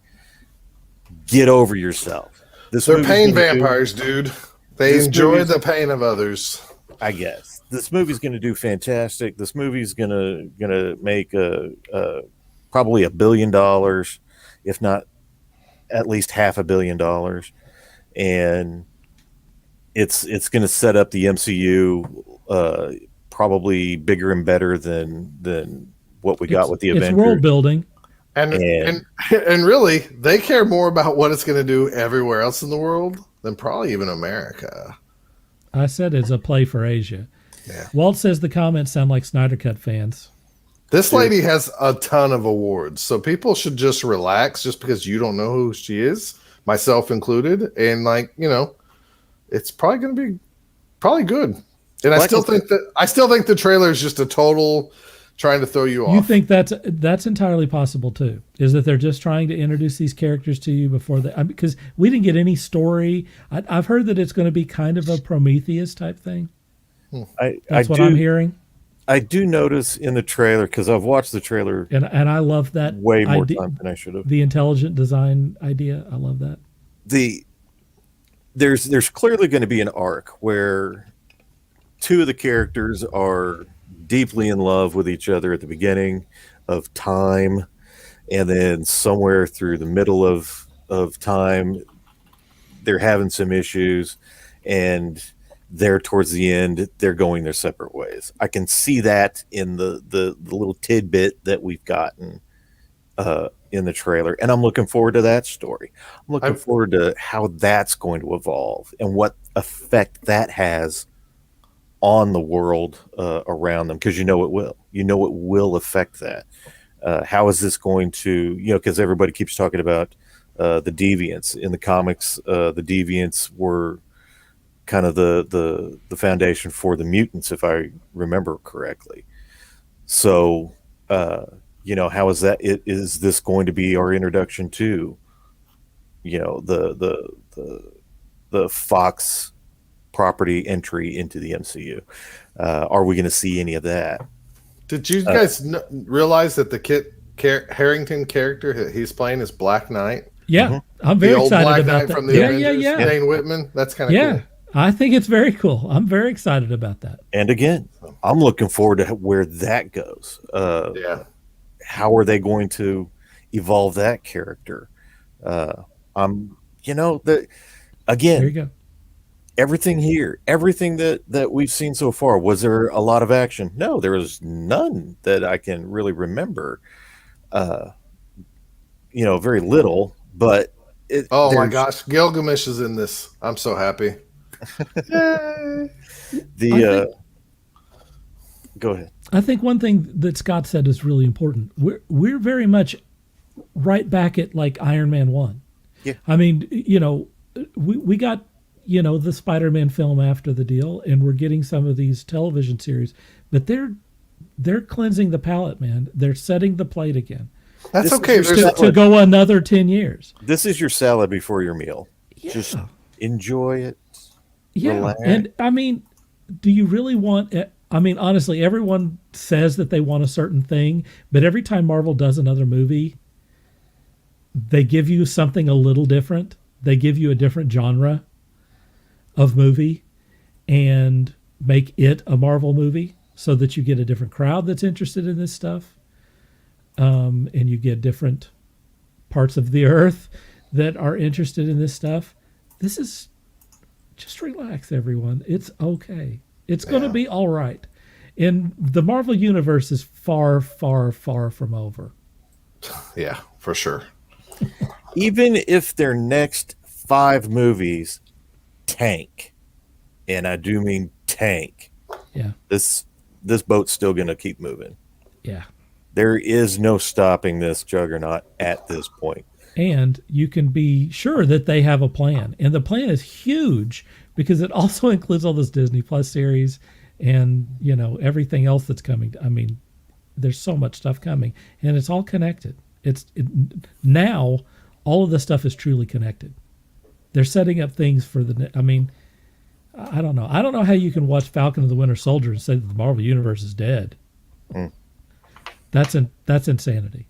But see, those are the same people that are bitching and moaning that they're pushing all these agendas and they're doing it. Enjoy the story. There's a good story here. These are great. All of the films that they say are agenda driven, with Marvel films in particular, I don't see the agenda. I mean, the agenda, if the agenda is there, they're not cramming it down your throat. I guess that's my point. Is that like Sean said, the story's first. They're telling a story. They're introducing you to these characters. It's going to be okay, guys. Relax. All right. I got some other quick thing. We're going to do this quick, I promise.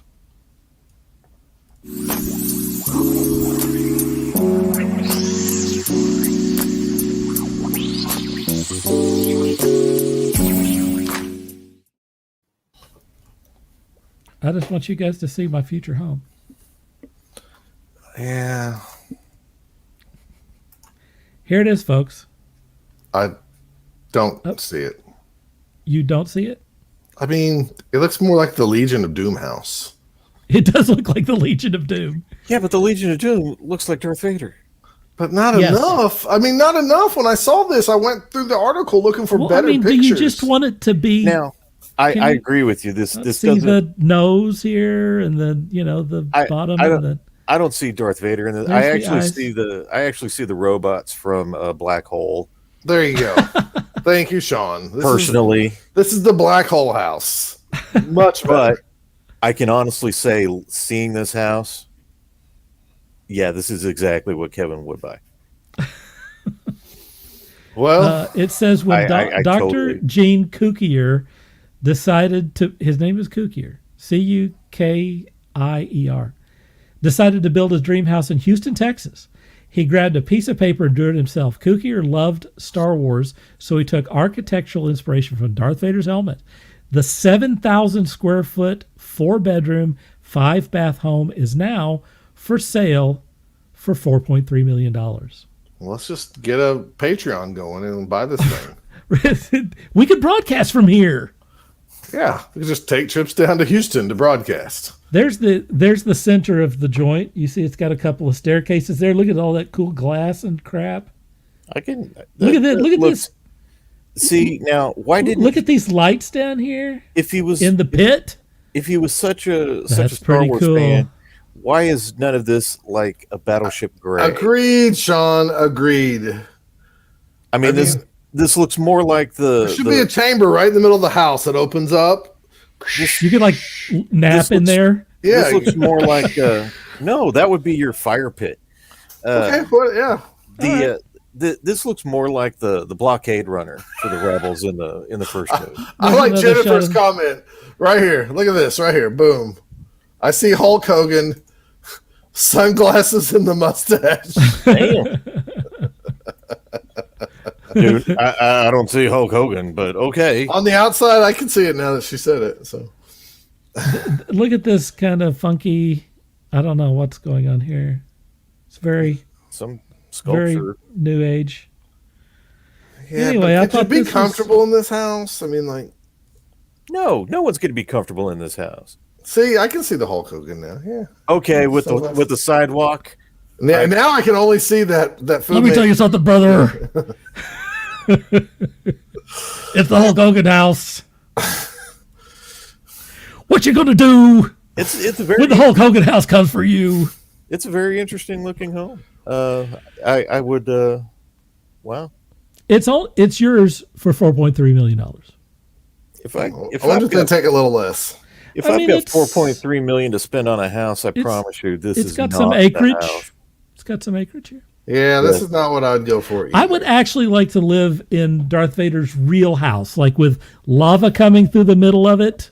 On Mandalore or whatever. That's Or hot, man. What was that planet with all the lava? I can't think of the name. Is it?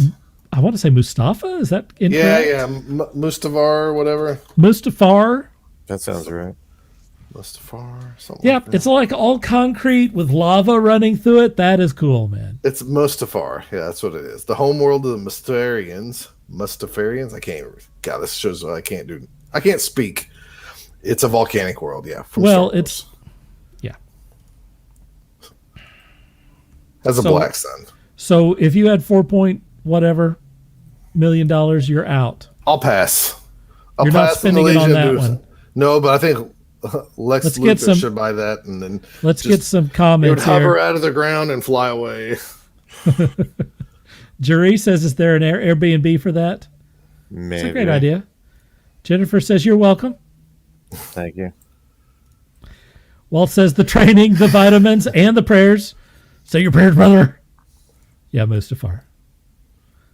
We got there eventually. 1 hour at the end.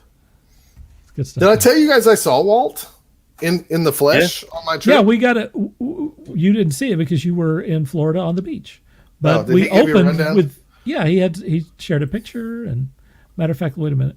I may still have the Yeah, he got an action may still have figure. the photo from last week. It's not here. I must have pulled it up a different way. Did he talk good about the Madness comics and games? Did he love it? Yeah. He said it was really cool. He said it was about the size of a grocery store. Yep, that's pretty huge. So That is crazy. we started our night off early and left a day early just to kind of hope to see Walt, and we got to see Walt. So I think that's cool, man. Talked him into spending money. Something was tells me probably. you don't have to try hard I to don't make. think that's a difficult conversation. No. But I guarantee you, if Walt That had an guy's- extra $100, it would have been gone in that store. So. That guy likes to collect stuff and get things. Yeah. Yes, we can. He's a consumer. Don't we all? Don't we all? So say we all. Which should lead us into our next segment. See, It certainly is. And here it comes. Oh, wait a minute. Wait a minute. Yeah, I got it, Walt. I got it. All right. I got it. All right. Here's our next.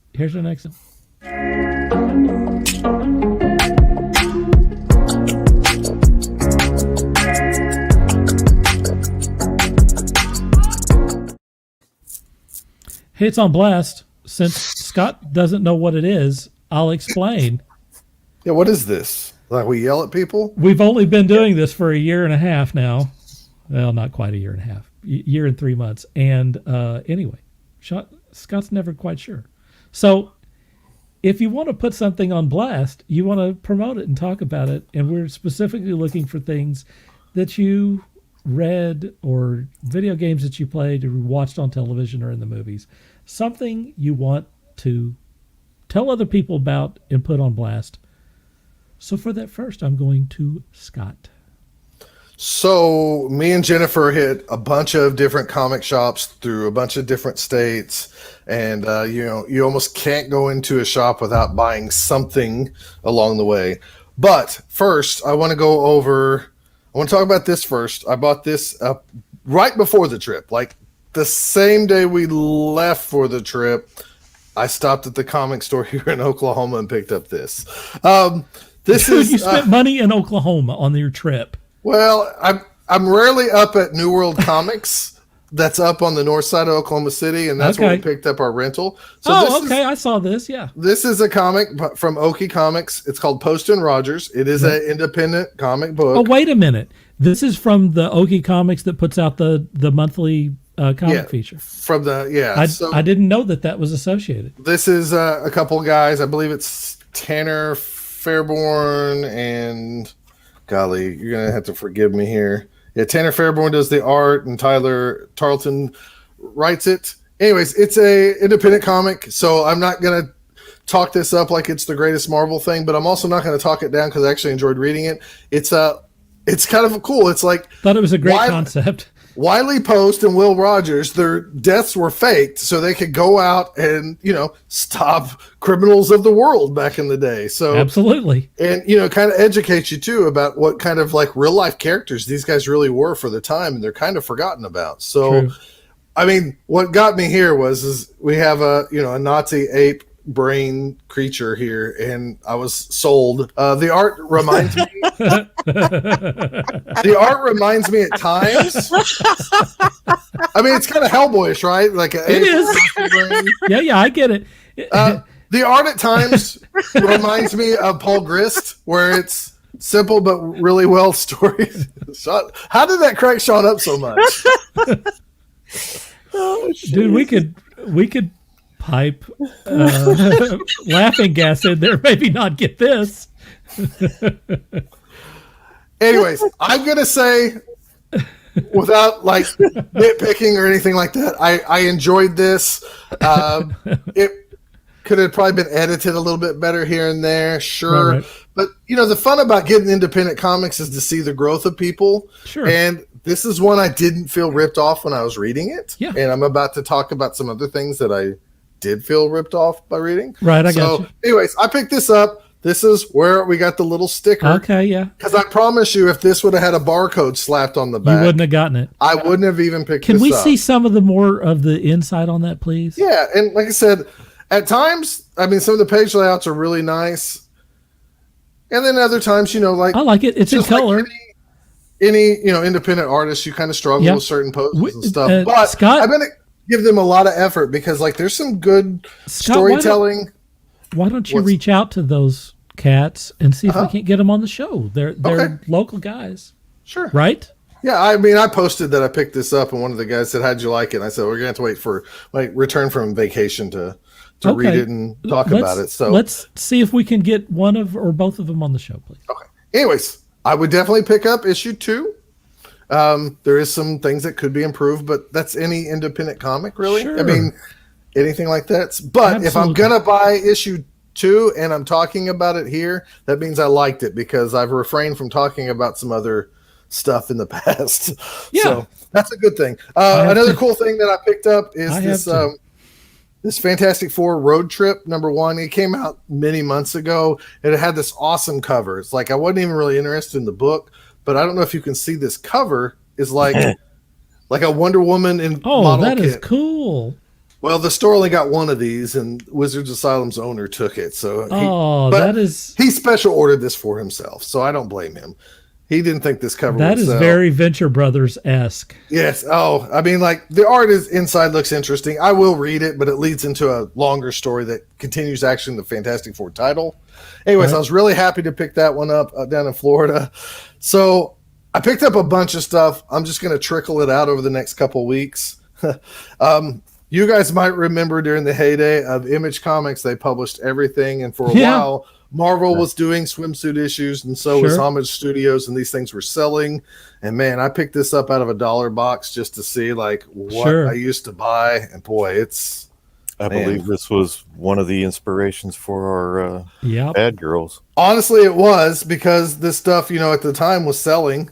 I mean, you had some good artists in here. You have some Joe Phillips, some Adam Hughes, stuff like that. Like Hughes, yeah. Yeah, but it's like Jennifer laughed at me, you're going to pick up this girly book. And I said, I actually am. I owned it at one time, I believe, and sold it since.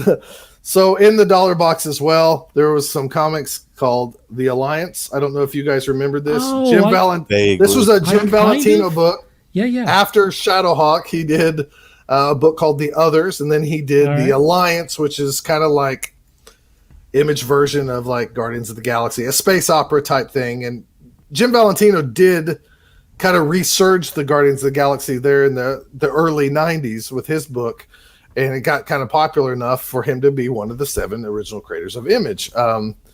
Anyways, his book was selling good. He was a fill-in artist and writer for a long time, and then like Guardians of the Galaxy started like popping and everything. It became popular. He eventually got fired from the book for disagreements with the editor and stuff like that.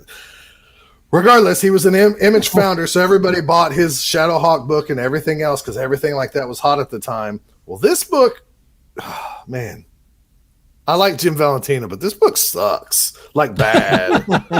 And since it's like 25 plus years old, I can say it. It probably won't hurt his bottom line. I read these 3 comics the other night just to I'm going to read these. And I'm pretty sure I picked these up at the time and spent my real money on them. And I don't remember jack about them, but they are really, really bad. So, like, this is one of those samples of like $3, right? Or get something you'll enjoy and support the local guys. $3, right?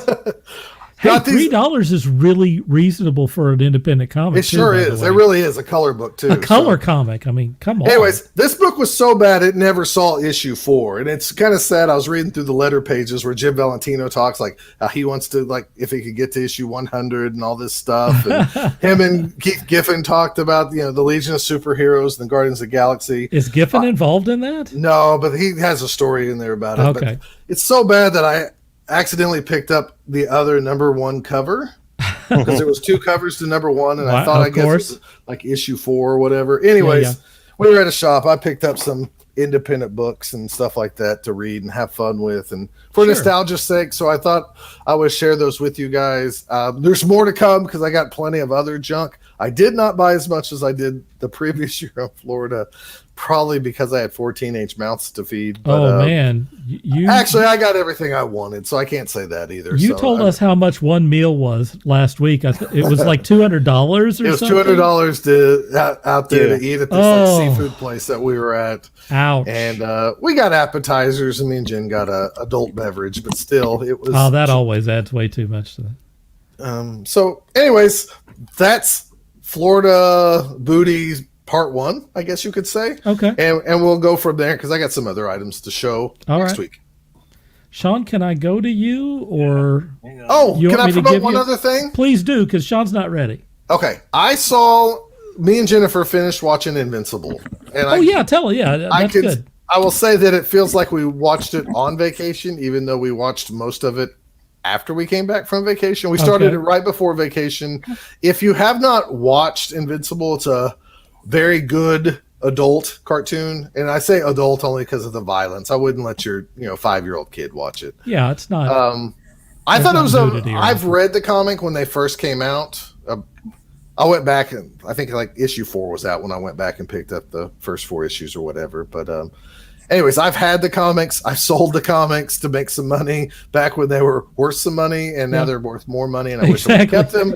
Yeah. But the series is really good. It doesn't follow it precisely, but that doesn't necessarily mean it's bad in any way, shape, or form. I just tried to sit back and enjoy it because I realized that sometimes if you get a chance to maybe redo something, you might redo it a little bit better. And I saw nothing wrong with what they did or the pace that the things that they did, the minor changes that they did do. So if you're a fan of like a good TV show that you can watch with your significant other, especially if you like superhero stuff, I highly recommend it a lot. I know she watched episode 1 and she was like, I don't know about this. And then the last 10 minutes of episode 1 sunk her in. And then from then on, the rest was history. So it's a good thing. And I hope that I really hope they let him tell the whole story. They've already said we're going to get season 2 and season 3. Man, I hope we get season 7 and 8, and they just kind of take their time with this. So, our favorite character was the character Battle Beast. If any of you did y'all watch it? Mm-hmm. So you know who Battle Beast is? Okay. Yeah, dude. I had the fun of showing Jennifer like where Battle Beast came from, like the little toys and all that stuff. Yeah. So like it was great. Anyways, highly recommended. So there you go. I watched some TV. I hope everybody's happy. That makes me very happy, Scott. They're a little bit too long. I was about to say. They were a little bit We too mentioned long. that when we were talking about it, that you probably wouldn't appreciate the length of the show. Yeah. I would have just rather had 12 episodes, shorter time limit. But I think that you don't know this because you didn't hear what I said about it. I read the comic and watched the show concurrently. I did both at the same time. So sometimes I would learn things reading the comic, and sometimes I would learn things watching the show. It was bizarre. I've never done that sort of thing before. I would say they probably got up to about episode 25, issue 20, 25. Issue 20 or 25 on that first deal. How many issues are there in that series? I believe 142 or 148. I can't remember exactly. It's an odd kind of number. So if you're doing 25 issues per season, then you've got about 6 seasons, right? Yeah, I guess so. I mean, let's not kid ourselves. That comic I enjoyed it, but there was times like any comic, even Spider-Man, where you go like, you slug through a couple of issues and go like, golly, I wish this would pick up the pace or do something interesting. I think it seems to me that that's what they're doing. 144 issues, but there was a couple of spinoffs here and there too. There was an Adam Eve series and stuff like that as well. It looks to me like they're kind of trimming the fat from the comics. Yeah, and that's fine. For sure. I mean, trust me, nobody wants them to go through all 800 issues of Spider-Man, and nobody wants to see him fight Frogman 400 times or deal with J. Jonah Jameson over and over and over and over again and eat wheat cakes from Aunt May. So trimming the fat. Different audience too. And people love it enough, they'll go back and read it and enjoy those too. There's merit both ways is what I'm getting at. So I'm telling you folks, you better pick up 7 Secrets. It's gonna happen. It's gonna be animated, or it's a TV show, or something. It's coming. I asked Brian down the line. I asked Brian what the X-Men comic is that you really like, because you mentioned it a couple of weeks ago. Hellions. Was it Hellions? I think so. You can write that down. Mm-hmm. Yeah, if you like Sinister and stuff, it's a great take on Sinister. Okay. How far are they into that? I think issues maybe 15, 16, something like that. Okay. So you're can catch talking up about trade paperbacks at this point. Yep. Yeah. All right. We're going to go to Sean. You're on Blast, dude. Well, as probably most people have gathered by now, after however many episodes this is, I have a tendency to try and help out Kickstarters as much as I can, as long as I'm getting something cool, right? So mini comics, I've backed many many other projects, and I've started to receive some of those projects that Yeah, let's open these things. I've put, I've backed in the last few years. One of the last year, one of the things that I backed was this comic called Boom Queens. Boom Queens. There we go. Boom Queens. Right. Great artwork. Funny thing is, I've been following the illustrators for this, and I believe the writer even, on Instagram, Facebook, all of their social media, long before I knew about the comic. In fact, that's cool. how I knew about the comic, was from their social media. Great project. The only disappointment I have was the illustrations that were done for this.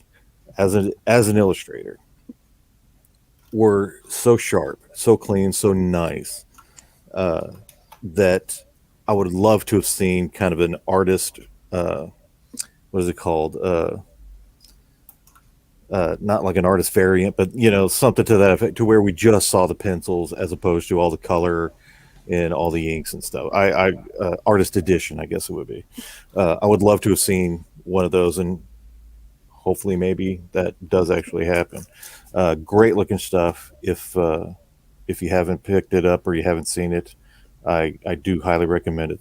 The story it's a little short. You can tell that they cut it off at kind of a weird point. It's not really a cliffhanger. It's almost like in the middle of a sequence, and it's like,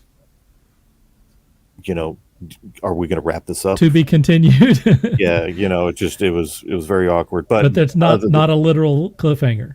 No, it didn't. Well, it didn't feel that way to me. It was just kind of, okay, I'm going to flip the next page, and there were no we're going to end this scene, and yeah, we're done. But it's really a great. Here, I probably should show you some of this stuff, shouldn't I? Yeah, man. If the art's cool, let's see it. Yeah, don't hold out on us. Here's some of the artwork. The person was very inspired by Joe Madureira. I see that. There's actually several spots in here where I can see they drew from Joe Madureira. Highly inspired. I'm not saying they traced it, but there's a panel here. Oh, here. This guy in particular. Yeah. There's a character in, or there's an illustration in. Gosh, now I can't think. There's a Joe Madureira comic that I swear to God they pulled that straight. From that illustration, did their own thing. It's clean art. I like it a lot. He did his own take on it, but you can definitely see where he got some help with the layout. I got you. Let's see, created by Ramon Gavea and Jacqueline Fay. Written by Ramon Gavea, pencils by I'm not going to say this correctly. I apologize, whoever. The illustrator of this, I apologize because I'm totally going to destroy your name. Shaheen Lejeune. All right. Pitzel. Where am I? Pitzel. Yeah. I can't read that, but we'll take your word for it. Okay. Man. We'll take your pronunciation. Like I said, I've been following them for quite a while. We do the best we can. I've been following them for quite a while on social media, and that's cool, man. Continually just blows me away. It's cool that you knew them before they put this thing out. That's the way it should happen. One of the other things that I got is Renderwave's Colopedia. Now you're making me mad. I I'm horrible at color. I fully admit I'm not even trying to say that I'm good at color. I'm not. I've never been good at color, and I need a lot of help. So I'm hoping that as I delve into this book, you can see a little bit of artwork there. Yeah, the coloring and the pieces in this thing are amazing. That's cool. I know that because I have the digital version, and I'm waiting on the hardback. I got onto this like right when it came out, so I'm assuming that. And I got I'm kind of higher up on the list. I got on it at the very, very, very tail end of it. So, but they've got sections on comic book coloring. Yeah, and it's like the Bible of color. Yeah, there's like sections on digital painting and just it was a Kickstarter. Various techniques. Yeah, that is amazing. And various color theory. I'm looking forward to going through that. And the last thing was actually inspired by Scott. Oh boy. Yeah. Gird your loins. Oh boy, is it a Sibian? No. Dude. I might have said that wrong. Cylon? Cylon armor? Right, Cylons. Yeah, Cylon. Scott's really into Cylons. Unfortunately. Is that the black hole guys? What are those droids called? Those are different. Okay, never mind. In any case, I can't pronounce things right. Mm-hmm. Scott was on me about board games at one point, and as we all know, Scott loves board games. Yes. So, yes, tell me more. That's almost as funny. Show me the games this is. Show me the games this is. That's almost as funny as a Nazi-minded ape that he just had to buy. Any case, was in his wheelhouse, man. All right, I had purchased this game prior, and they came out with a deluxe edition with a bunch of extra stuff that you could buy. If you own the previous game, you can buy just the add-ons and whatnot.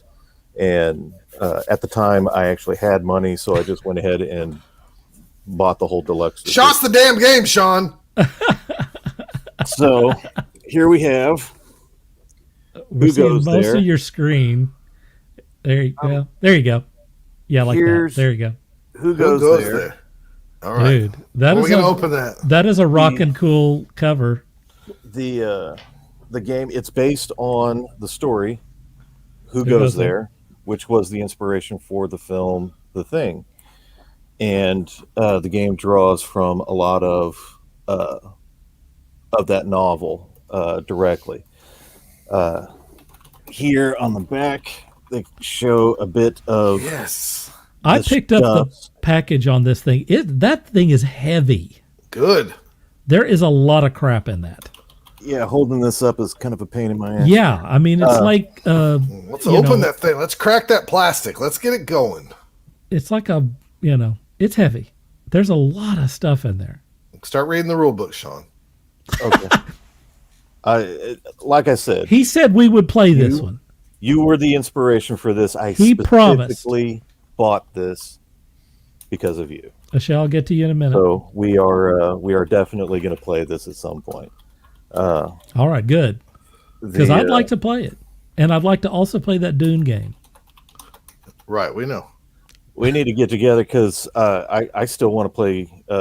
What is it? Gary got that Alien game, and I was whether or not to get that. That's right. Nemesis, yeah. So again, a Kickstarter. Who goes there? The deluxe. Because of the Rona, this was delayed. There is a learn to play video on YouTube right now. Just to let you know, there's a couple of them. Yes. Scott's on top of it, man. By Certifiable Studios. If you're digging Who Goes There, the novel. If you enjoyed The Thing, the movie. you may want to check out this handy dandy little board game. And that's All right. it. That's all I got. All right. I figured that would make you happy, Scott. Yes, it's great. I love it. I want to play it. All right. My thing is, I finally got this Berserker Yep. number 1. I know that Scott had problems with it because it was it looked like Keanu. Well, that's kind of the point. I didn't have that problem with it. You can see the artwork in there. Right. I really like the character. I like the setup on this thing. Did you read number 2? I think it's very cool that Ron Garney, of all people, Ron Garney, did both the pencils and the inks on this, and the color's quite nice. To answer your question, Scott, it's kind of gory, Yeah. If you're into that sort of thing, there's plenty of gore. I did get the second issue as well. This is the cover done by Raphael Grandpa, who I am a big fan of. So that was a nice little bonus. And the second issue goes back in time and builds this world of his, and I loved it. I loved the second issue. It's a even different more than pace. it is, and it's more like it's storytelling and it's world building, and it's different. It's pretty different from we've seen plenty of immortal stories and stuff. This is he has a different origin story. It's set back in the past. I have to admit, I got wrapped up in this character's story, particularly in the second issue. The first issue is basically just an action scene. It's like one big action scene. Probably just to get, because like all the people that bitched about the Eternals trailer, if you don't show some punching and some gunplay and some explosions, people get bored. If you'd opened with this, the second issue, then people would be like, it's a snarfest. Right. Keanu Reeves is dead to me, that sort of stuff. So they opened with a big gory, fight scene because the first issue was double sized. I want to mention one thing else about these. We talk about getting these comics and stuff. This is really beautifully printed.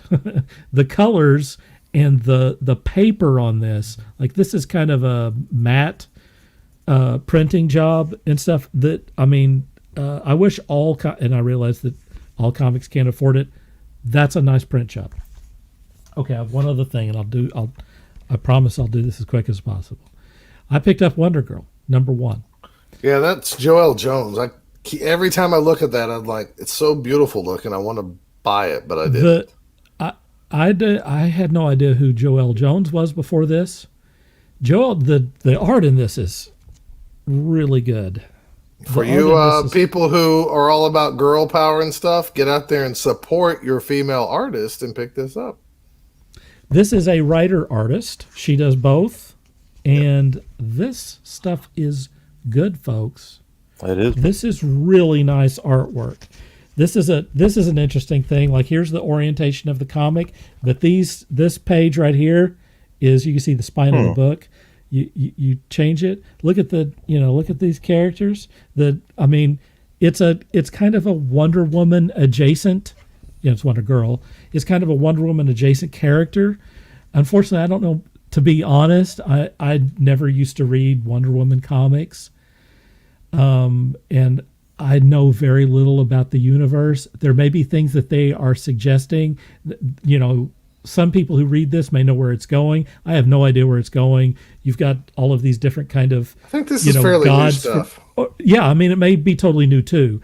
I was a little confused. I guess that's my point on this, but not in a bad way.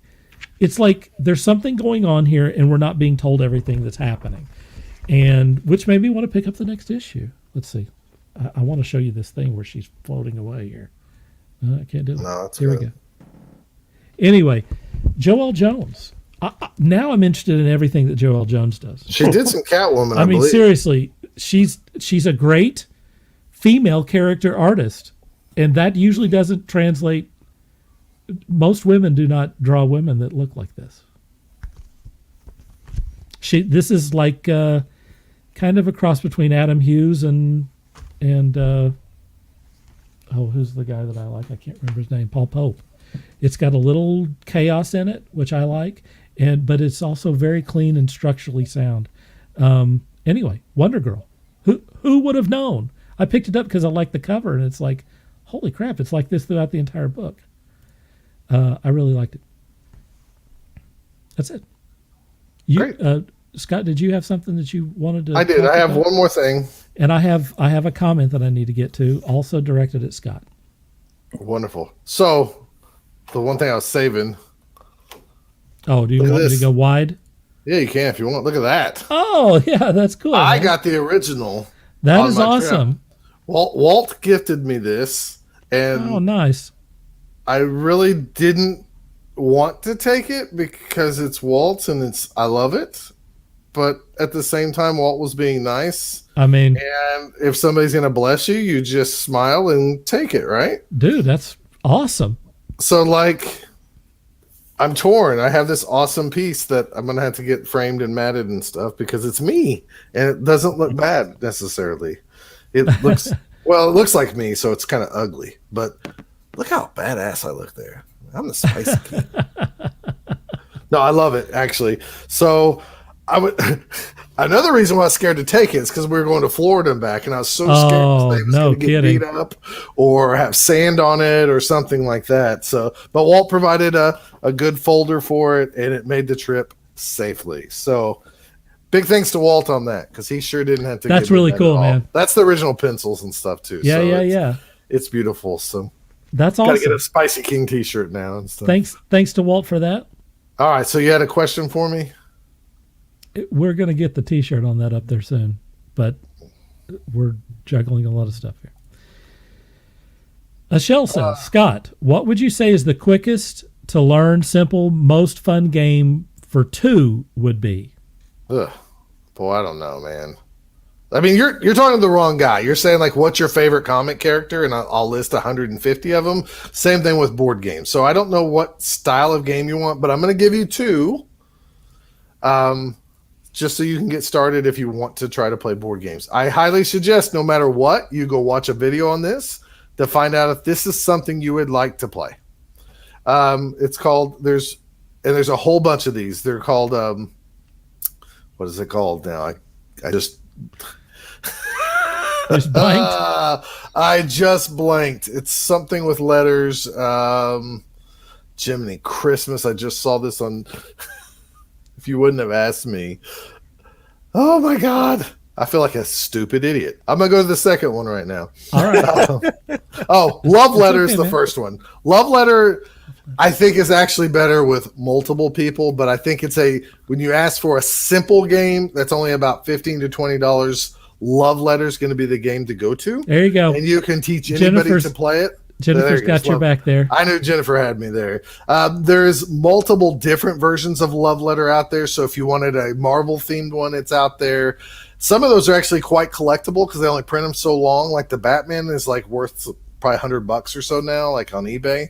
So, and it's like a $15 or $20 game. It's just called Love Letter. They're just announced today that they're going to have a princess theme Love Letter that's going to have a lesbian couple.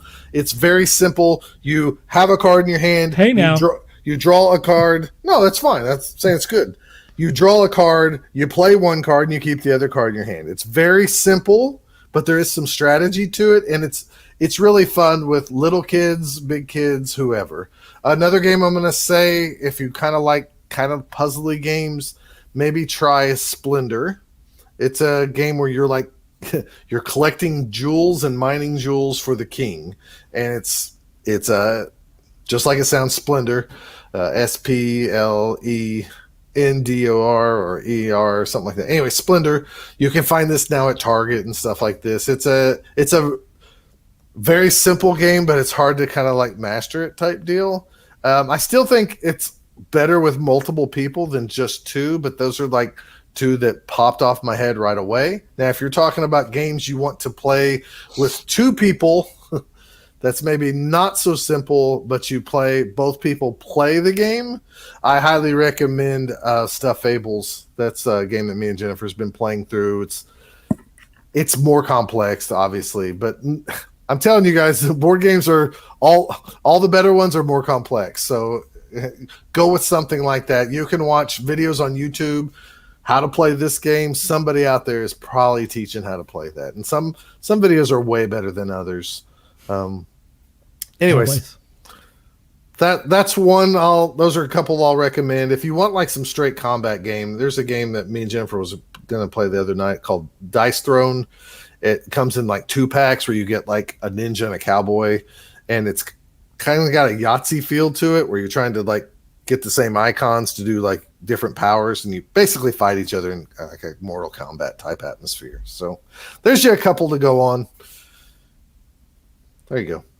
But we have Jennifer could probably tell you a bunch of other ones that's really good for 2 players, but I don't know if you want to play against each other or if you want to play cooperative versus the game. We still have fun with Marvel United, and that's a 2 to 4 player game that you verse the game itself, and fairly simple, to be honest. So anyways, what was that? I love talking board games. So what was that thing that we played, this War of Mine? This War of Mine, that's pretty complex. Yeah, that was called This War of Mine. That's a good, easy, feel-good game. Jennifer just said Hot Shots. That's a good cooperative game too, where you take the role of different firefighters, and the game allows you to kind of set up these different panels of forests in different ways to represent like Yellowstone National Park or another national park. Basically, you're putting out forest fires, and like the wind will blow and somebody will spark a flame up. It's actually a really cool co-op game, also kind of with a Yahtzee feel. Like you're like, oh, for this tile, I need 3 hoses and 2, fire hydrants to put out the fire in this quadrant and stuff like that. So that's a fun game too. Good recommendation by Jennifer. I think that's only a $20 game too. So all these games are great, and so I own them all, so that's why I'm recommending them. And have played them all multiple times. For sure. Before we get into as we get into promo time, I want to say go check out the Kickstarter for GA Lungaro. It's Isadora #2. It's not available yet, but you can get it on the 1 week. You can get it on the email list, and so as soon as it launches, you'll know. And if you forget things or whatever, go over there and check it out. By the way, I didn't get to say, because we talked about a lot of stuff. I read the first comic and really liked it. It's it's Cthulhu. It's an attractive magic using girl. It's kind of right up my alley. It's a pretty cool comic, and I imagine that the second would be just as cool. And our buddy Mark McKenna is doing one of the covers. Yeah, that's really awesome. That is also a nice little crossover with Taskforce Geek. We're going to take responsibility for that. He gave it to us. I don't have to take responsibility for it. He told us that it was us that. Yeah, we're pretty awesome. That made their ships cross in the night. Maybe we need to try to get Mark on. That way he could promote the Kickstarter and himself all at the same time. He's another one that, seriously, anytime he wants to be on is cool. Scott, let's get your promo time stuff going. All right, you can catch me over at bothdown.com. You can catch me on Twitter at RealScottPrime, where I'm there sometimes and sometimes I'm not. It just depends on the mood. I didn't tweet a lot this last week, which I probably should have, but I try to tweet like comics I'm reading. You were on vacation. I was on vacation, so I get to not be. I don't know if I made a passing grade, but I did the best I could. I played a lot of Retro Bowl on my phone to like waste time when we needed to waste time, but I tried not to text a whole lot and stuff. Dude, I hope you didn't do that on the beach. No, I didn't do that at the beach. I did that like at the hotel when we were making sure the kids were not going to strangle each other in the pool. We were watching from afar and they didn't even know we were there. So, right. Anyways, good stuff like that. I won a Retro Bowl on vacation. That's how accomplished I am. That's probably the biggest part of the trip, really. It might have been the best part of the trip, really. Best part of the trip was seeing my girl in a bikini. Hey. Anyways, you can catch us over at Both Down. Episode 120 dropped, I believe, about a week ago, maybe 10 days ago. It's getting a lot of hits, so get on over there. Listen to it. And it's about, we talk about Wood Elves, and we talk about If you're learning to paint for the first time, because a lot of people are getting into the Blood Bowl hobby, so they're buying paints for the first time. They're trying to paint these miniatures for the first time. And we have guest Dustin That's a whole Parson, thing. who paints a lot of Blood Bowl teams and does it relatively cheap, and a lot of them for charity and stuff. And he's there to give some just beginner advice on stuff. And That's cool. so man. if you're into that art side of things, then you might be interested in that, even if it's not, you don't care about Blood Bowl. You just like paint miniatures or something. Yeah, D&D miniatures or that's whatever. a nice little. That's a nice little bonus. Yeah, you might be able to learn something there. So that's where you can catch me. All right, Sean, what you up? As usual, go check out rankingstudios.com, and where you can find the three of us, as well as our friend Rob. We've got portfolios up. I'm currently working on a commission list, which Dirk already has his commission list up there. Feel free to stop by, drop us a line, say hey. You can also check us out at Facebook /Ranking Studios. Again, stop by, say hey. Good or bad, just let us know that you care. We talked a little bit about, I don't even know if I should be mentioning this, but Sean is so good at doing logos, folks. If you're like doing an independent comic and you need a logo for your comic, you should probably give Sean, like I said, I don't know if he's taking gigs like that, but man, he'd do a good logo for you. Let me tell you something. The $1 Million Man taught us a lesson a long time ago. Everybody has a price. Yes. So if the price is good enough, Just saying. Sean will find time to do that. Sean has been in the biz for a while, and he's not always saying it, but it's not just logos. It's not just logos, but I want to say specifically, if you're about to come out with a comic, like, I've seen some of the independent comics that have come through here, and it's like, man, it's too bad that Sean didn't design that logo. Right. One of those things. But in addition to that, Sean is a great artist who has a wonderful style, and you should probably check him out on the site. But Sean's not going to do it to get his name out there. So you're going to have to pay No, him. I'm going to have to be the hype man. And that's what I just did. I like money. Yeah. Yeah, he will Money. do shit for money. Do shit for money. Speaking of money, I'm doing portraits, character design, illustrations, and comics for pay at rankingstudios.com. If you're interested in paintings, comic style art, or something else, then why not check out my portfolio there? Or contact me directly at dirk@rankingstudios.com. I was working on it. Man, I can't wait to get this thing. It's complex. It's a professional dominatrix. But she's also... I know, hard to believe. It's way off topic for me. I thought you had shifted gears into Right. stylish bears. But she is also, I do that as well. He likes bears. She is also a Star Trek fan. So I am doing a kind of dominatrix Star Trek mashup piece, which I am very excited about. This is two of my great loves. And I can't wait to do it. I was literally working on it about 30 minutes before the show. That gave me a pain. I know it's right weird. Here. I know it's weird. She's going to have a latex Starfleet outfit. Nice. Yeah. It's everybody's Deanna Troy's fantasy, right? Yeah. And it's a portrait in the or Counselor Troy or whatever her name was. Right. Yeah. I don't remember her name. The model for this, the subject is quite attractive. So I don't have to doll her up at all. It's going to be pretty cool. So anyway, there you go. Wow. That's what I got. Sounds like you got a little tingle in Little Dirk. She's also pretty cool. Sean, can we get one more Eskimo kiss before we leave? Oh my Lord. Is this happening? You're doing it wrong. Well, I'm doing what Sean's doing it good. Scott, you're too far over, man. Okay. Let's get it. We're gonna. Okay, that's pretty good. That's pretty. Holy cow! We will never. Oh my God! This is a. Oh wow! Let's separate. There's moments where I forget separate that these guys. It's going to be on YouTube forever. After I'm dead and gone, somebody's going to be like, "This is the human race." Make sure to get the time Time lock on this one. It's 2/23/51, folks. Yes. Hey, thanks to GA Lungaro for being on yet again, and I think that he's involved in so many cool things, and helped so many people out on his own show with independent comics, and does basically the same sort of thing we do here.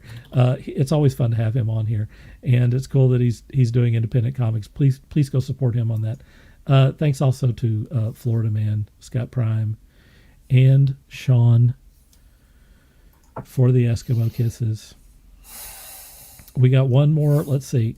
Well, Steve has been strangely quiet, but there he is here at the end. We're having saying been talking thanks, Doctor gent. Who. We didn't talk Doctor Who or Highlander, so he's out. He's out. He's just listening. Well, we appreciate it no matter what. We appreciate him and everyone else who tunes in for this silly thing live. It's really awesome to have you guys here. Honestly, when people aren't here, I feel it.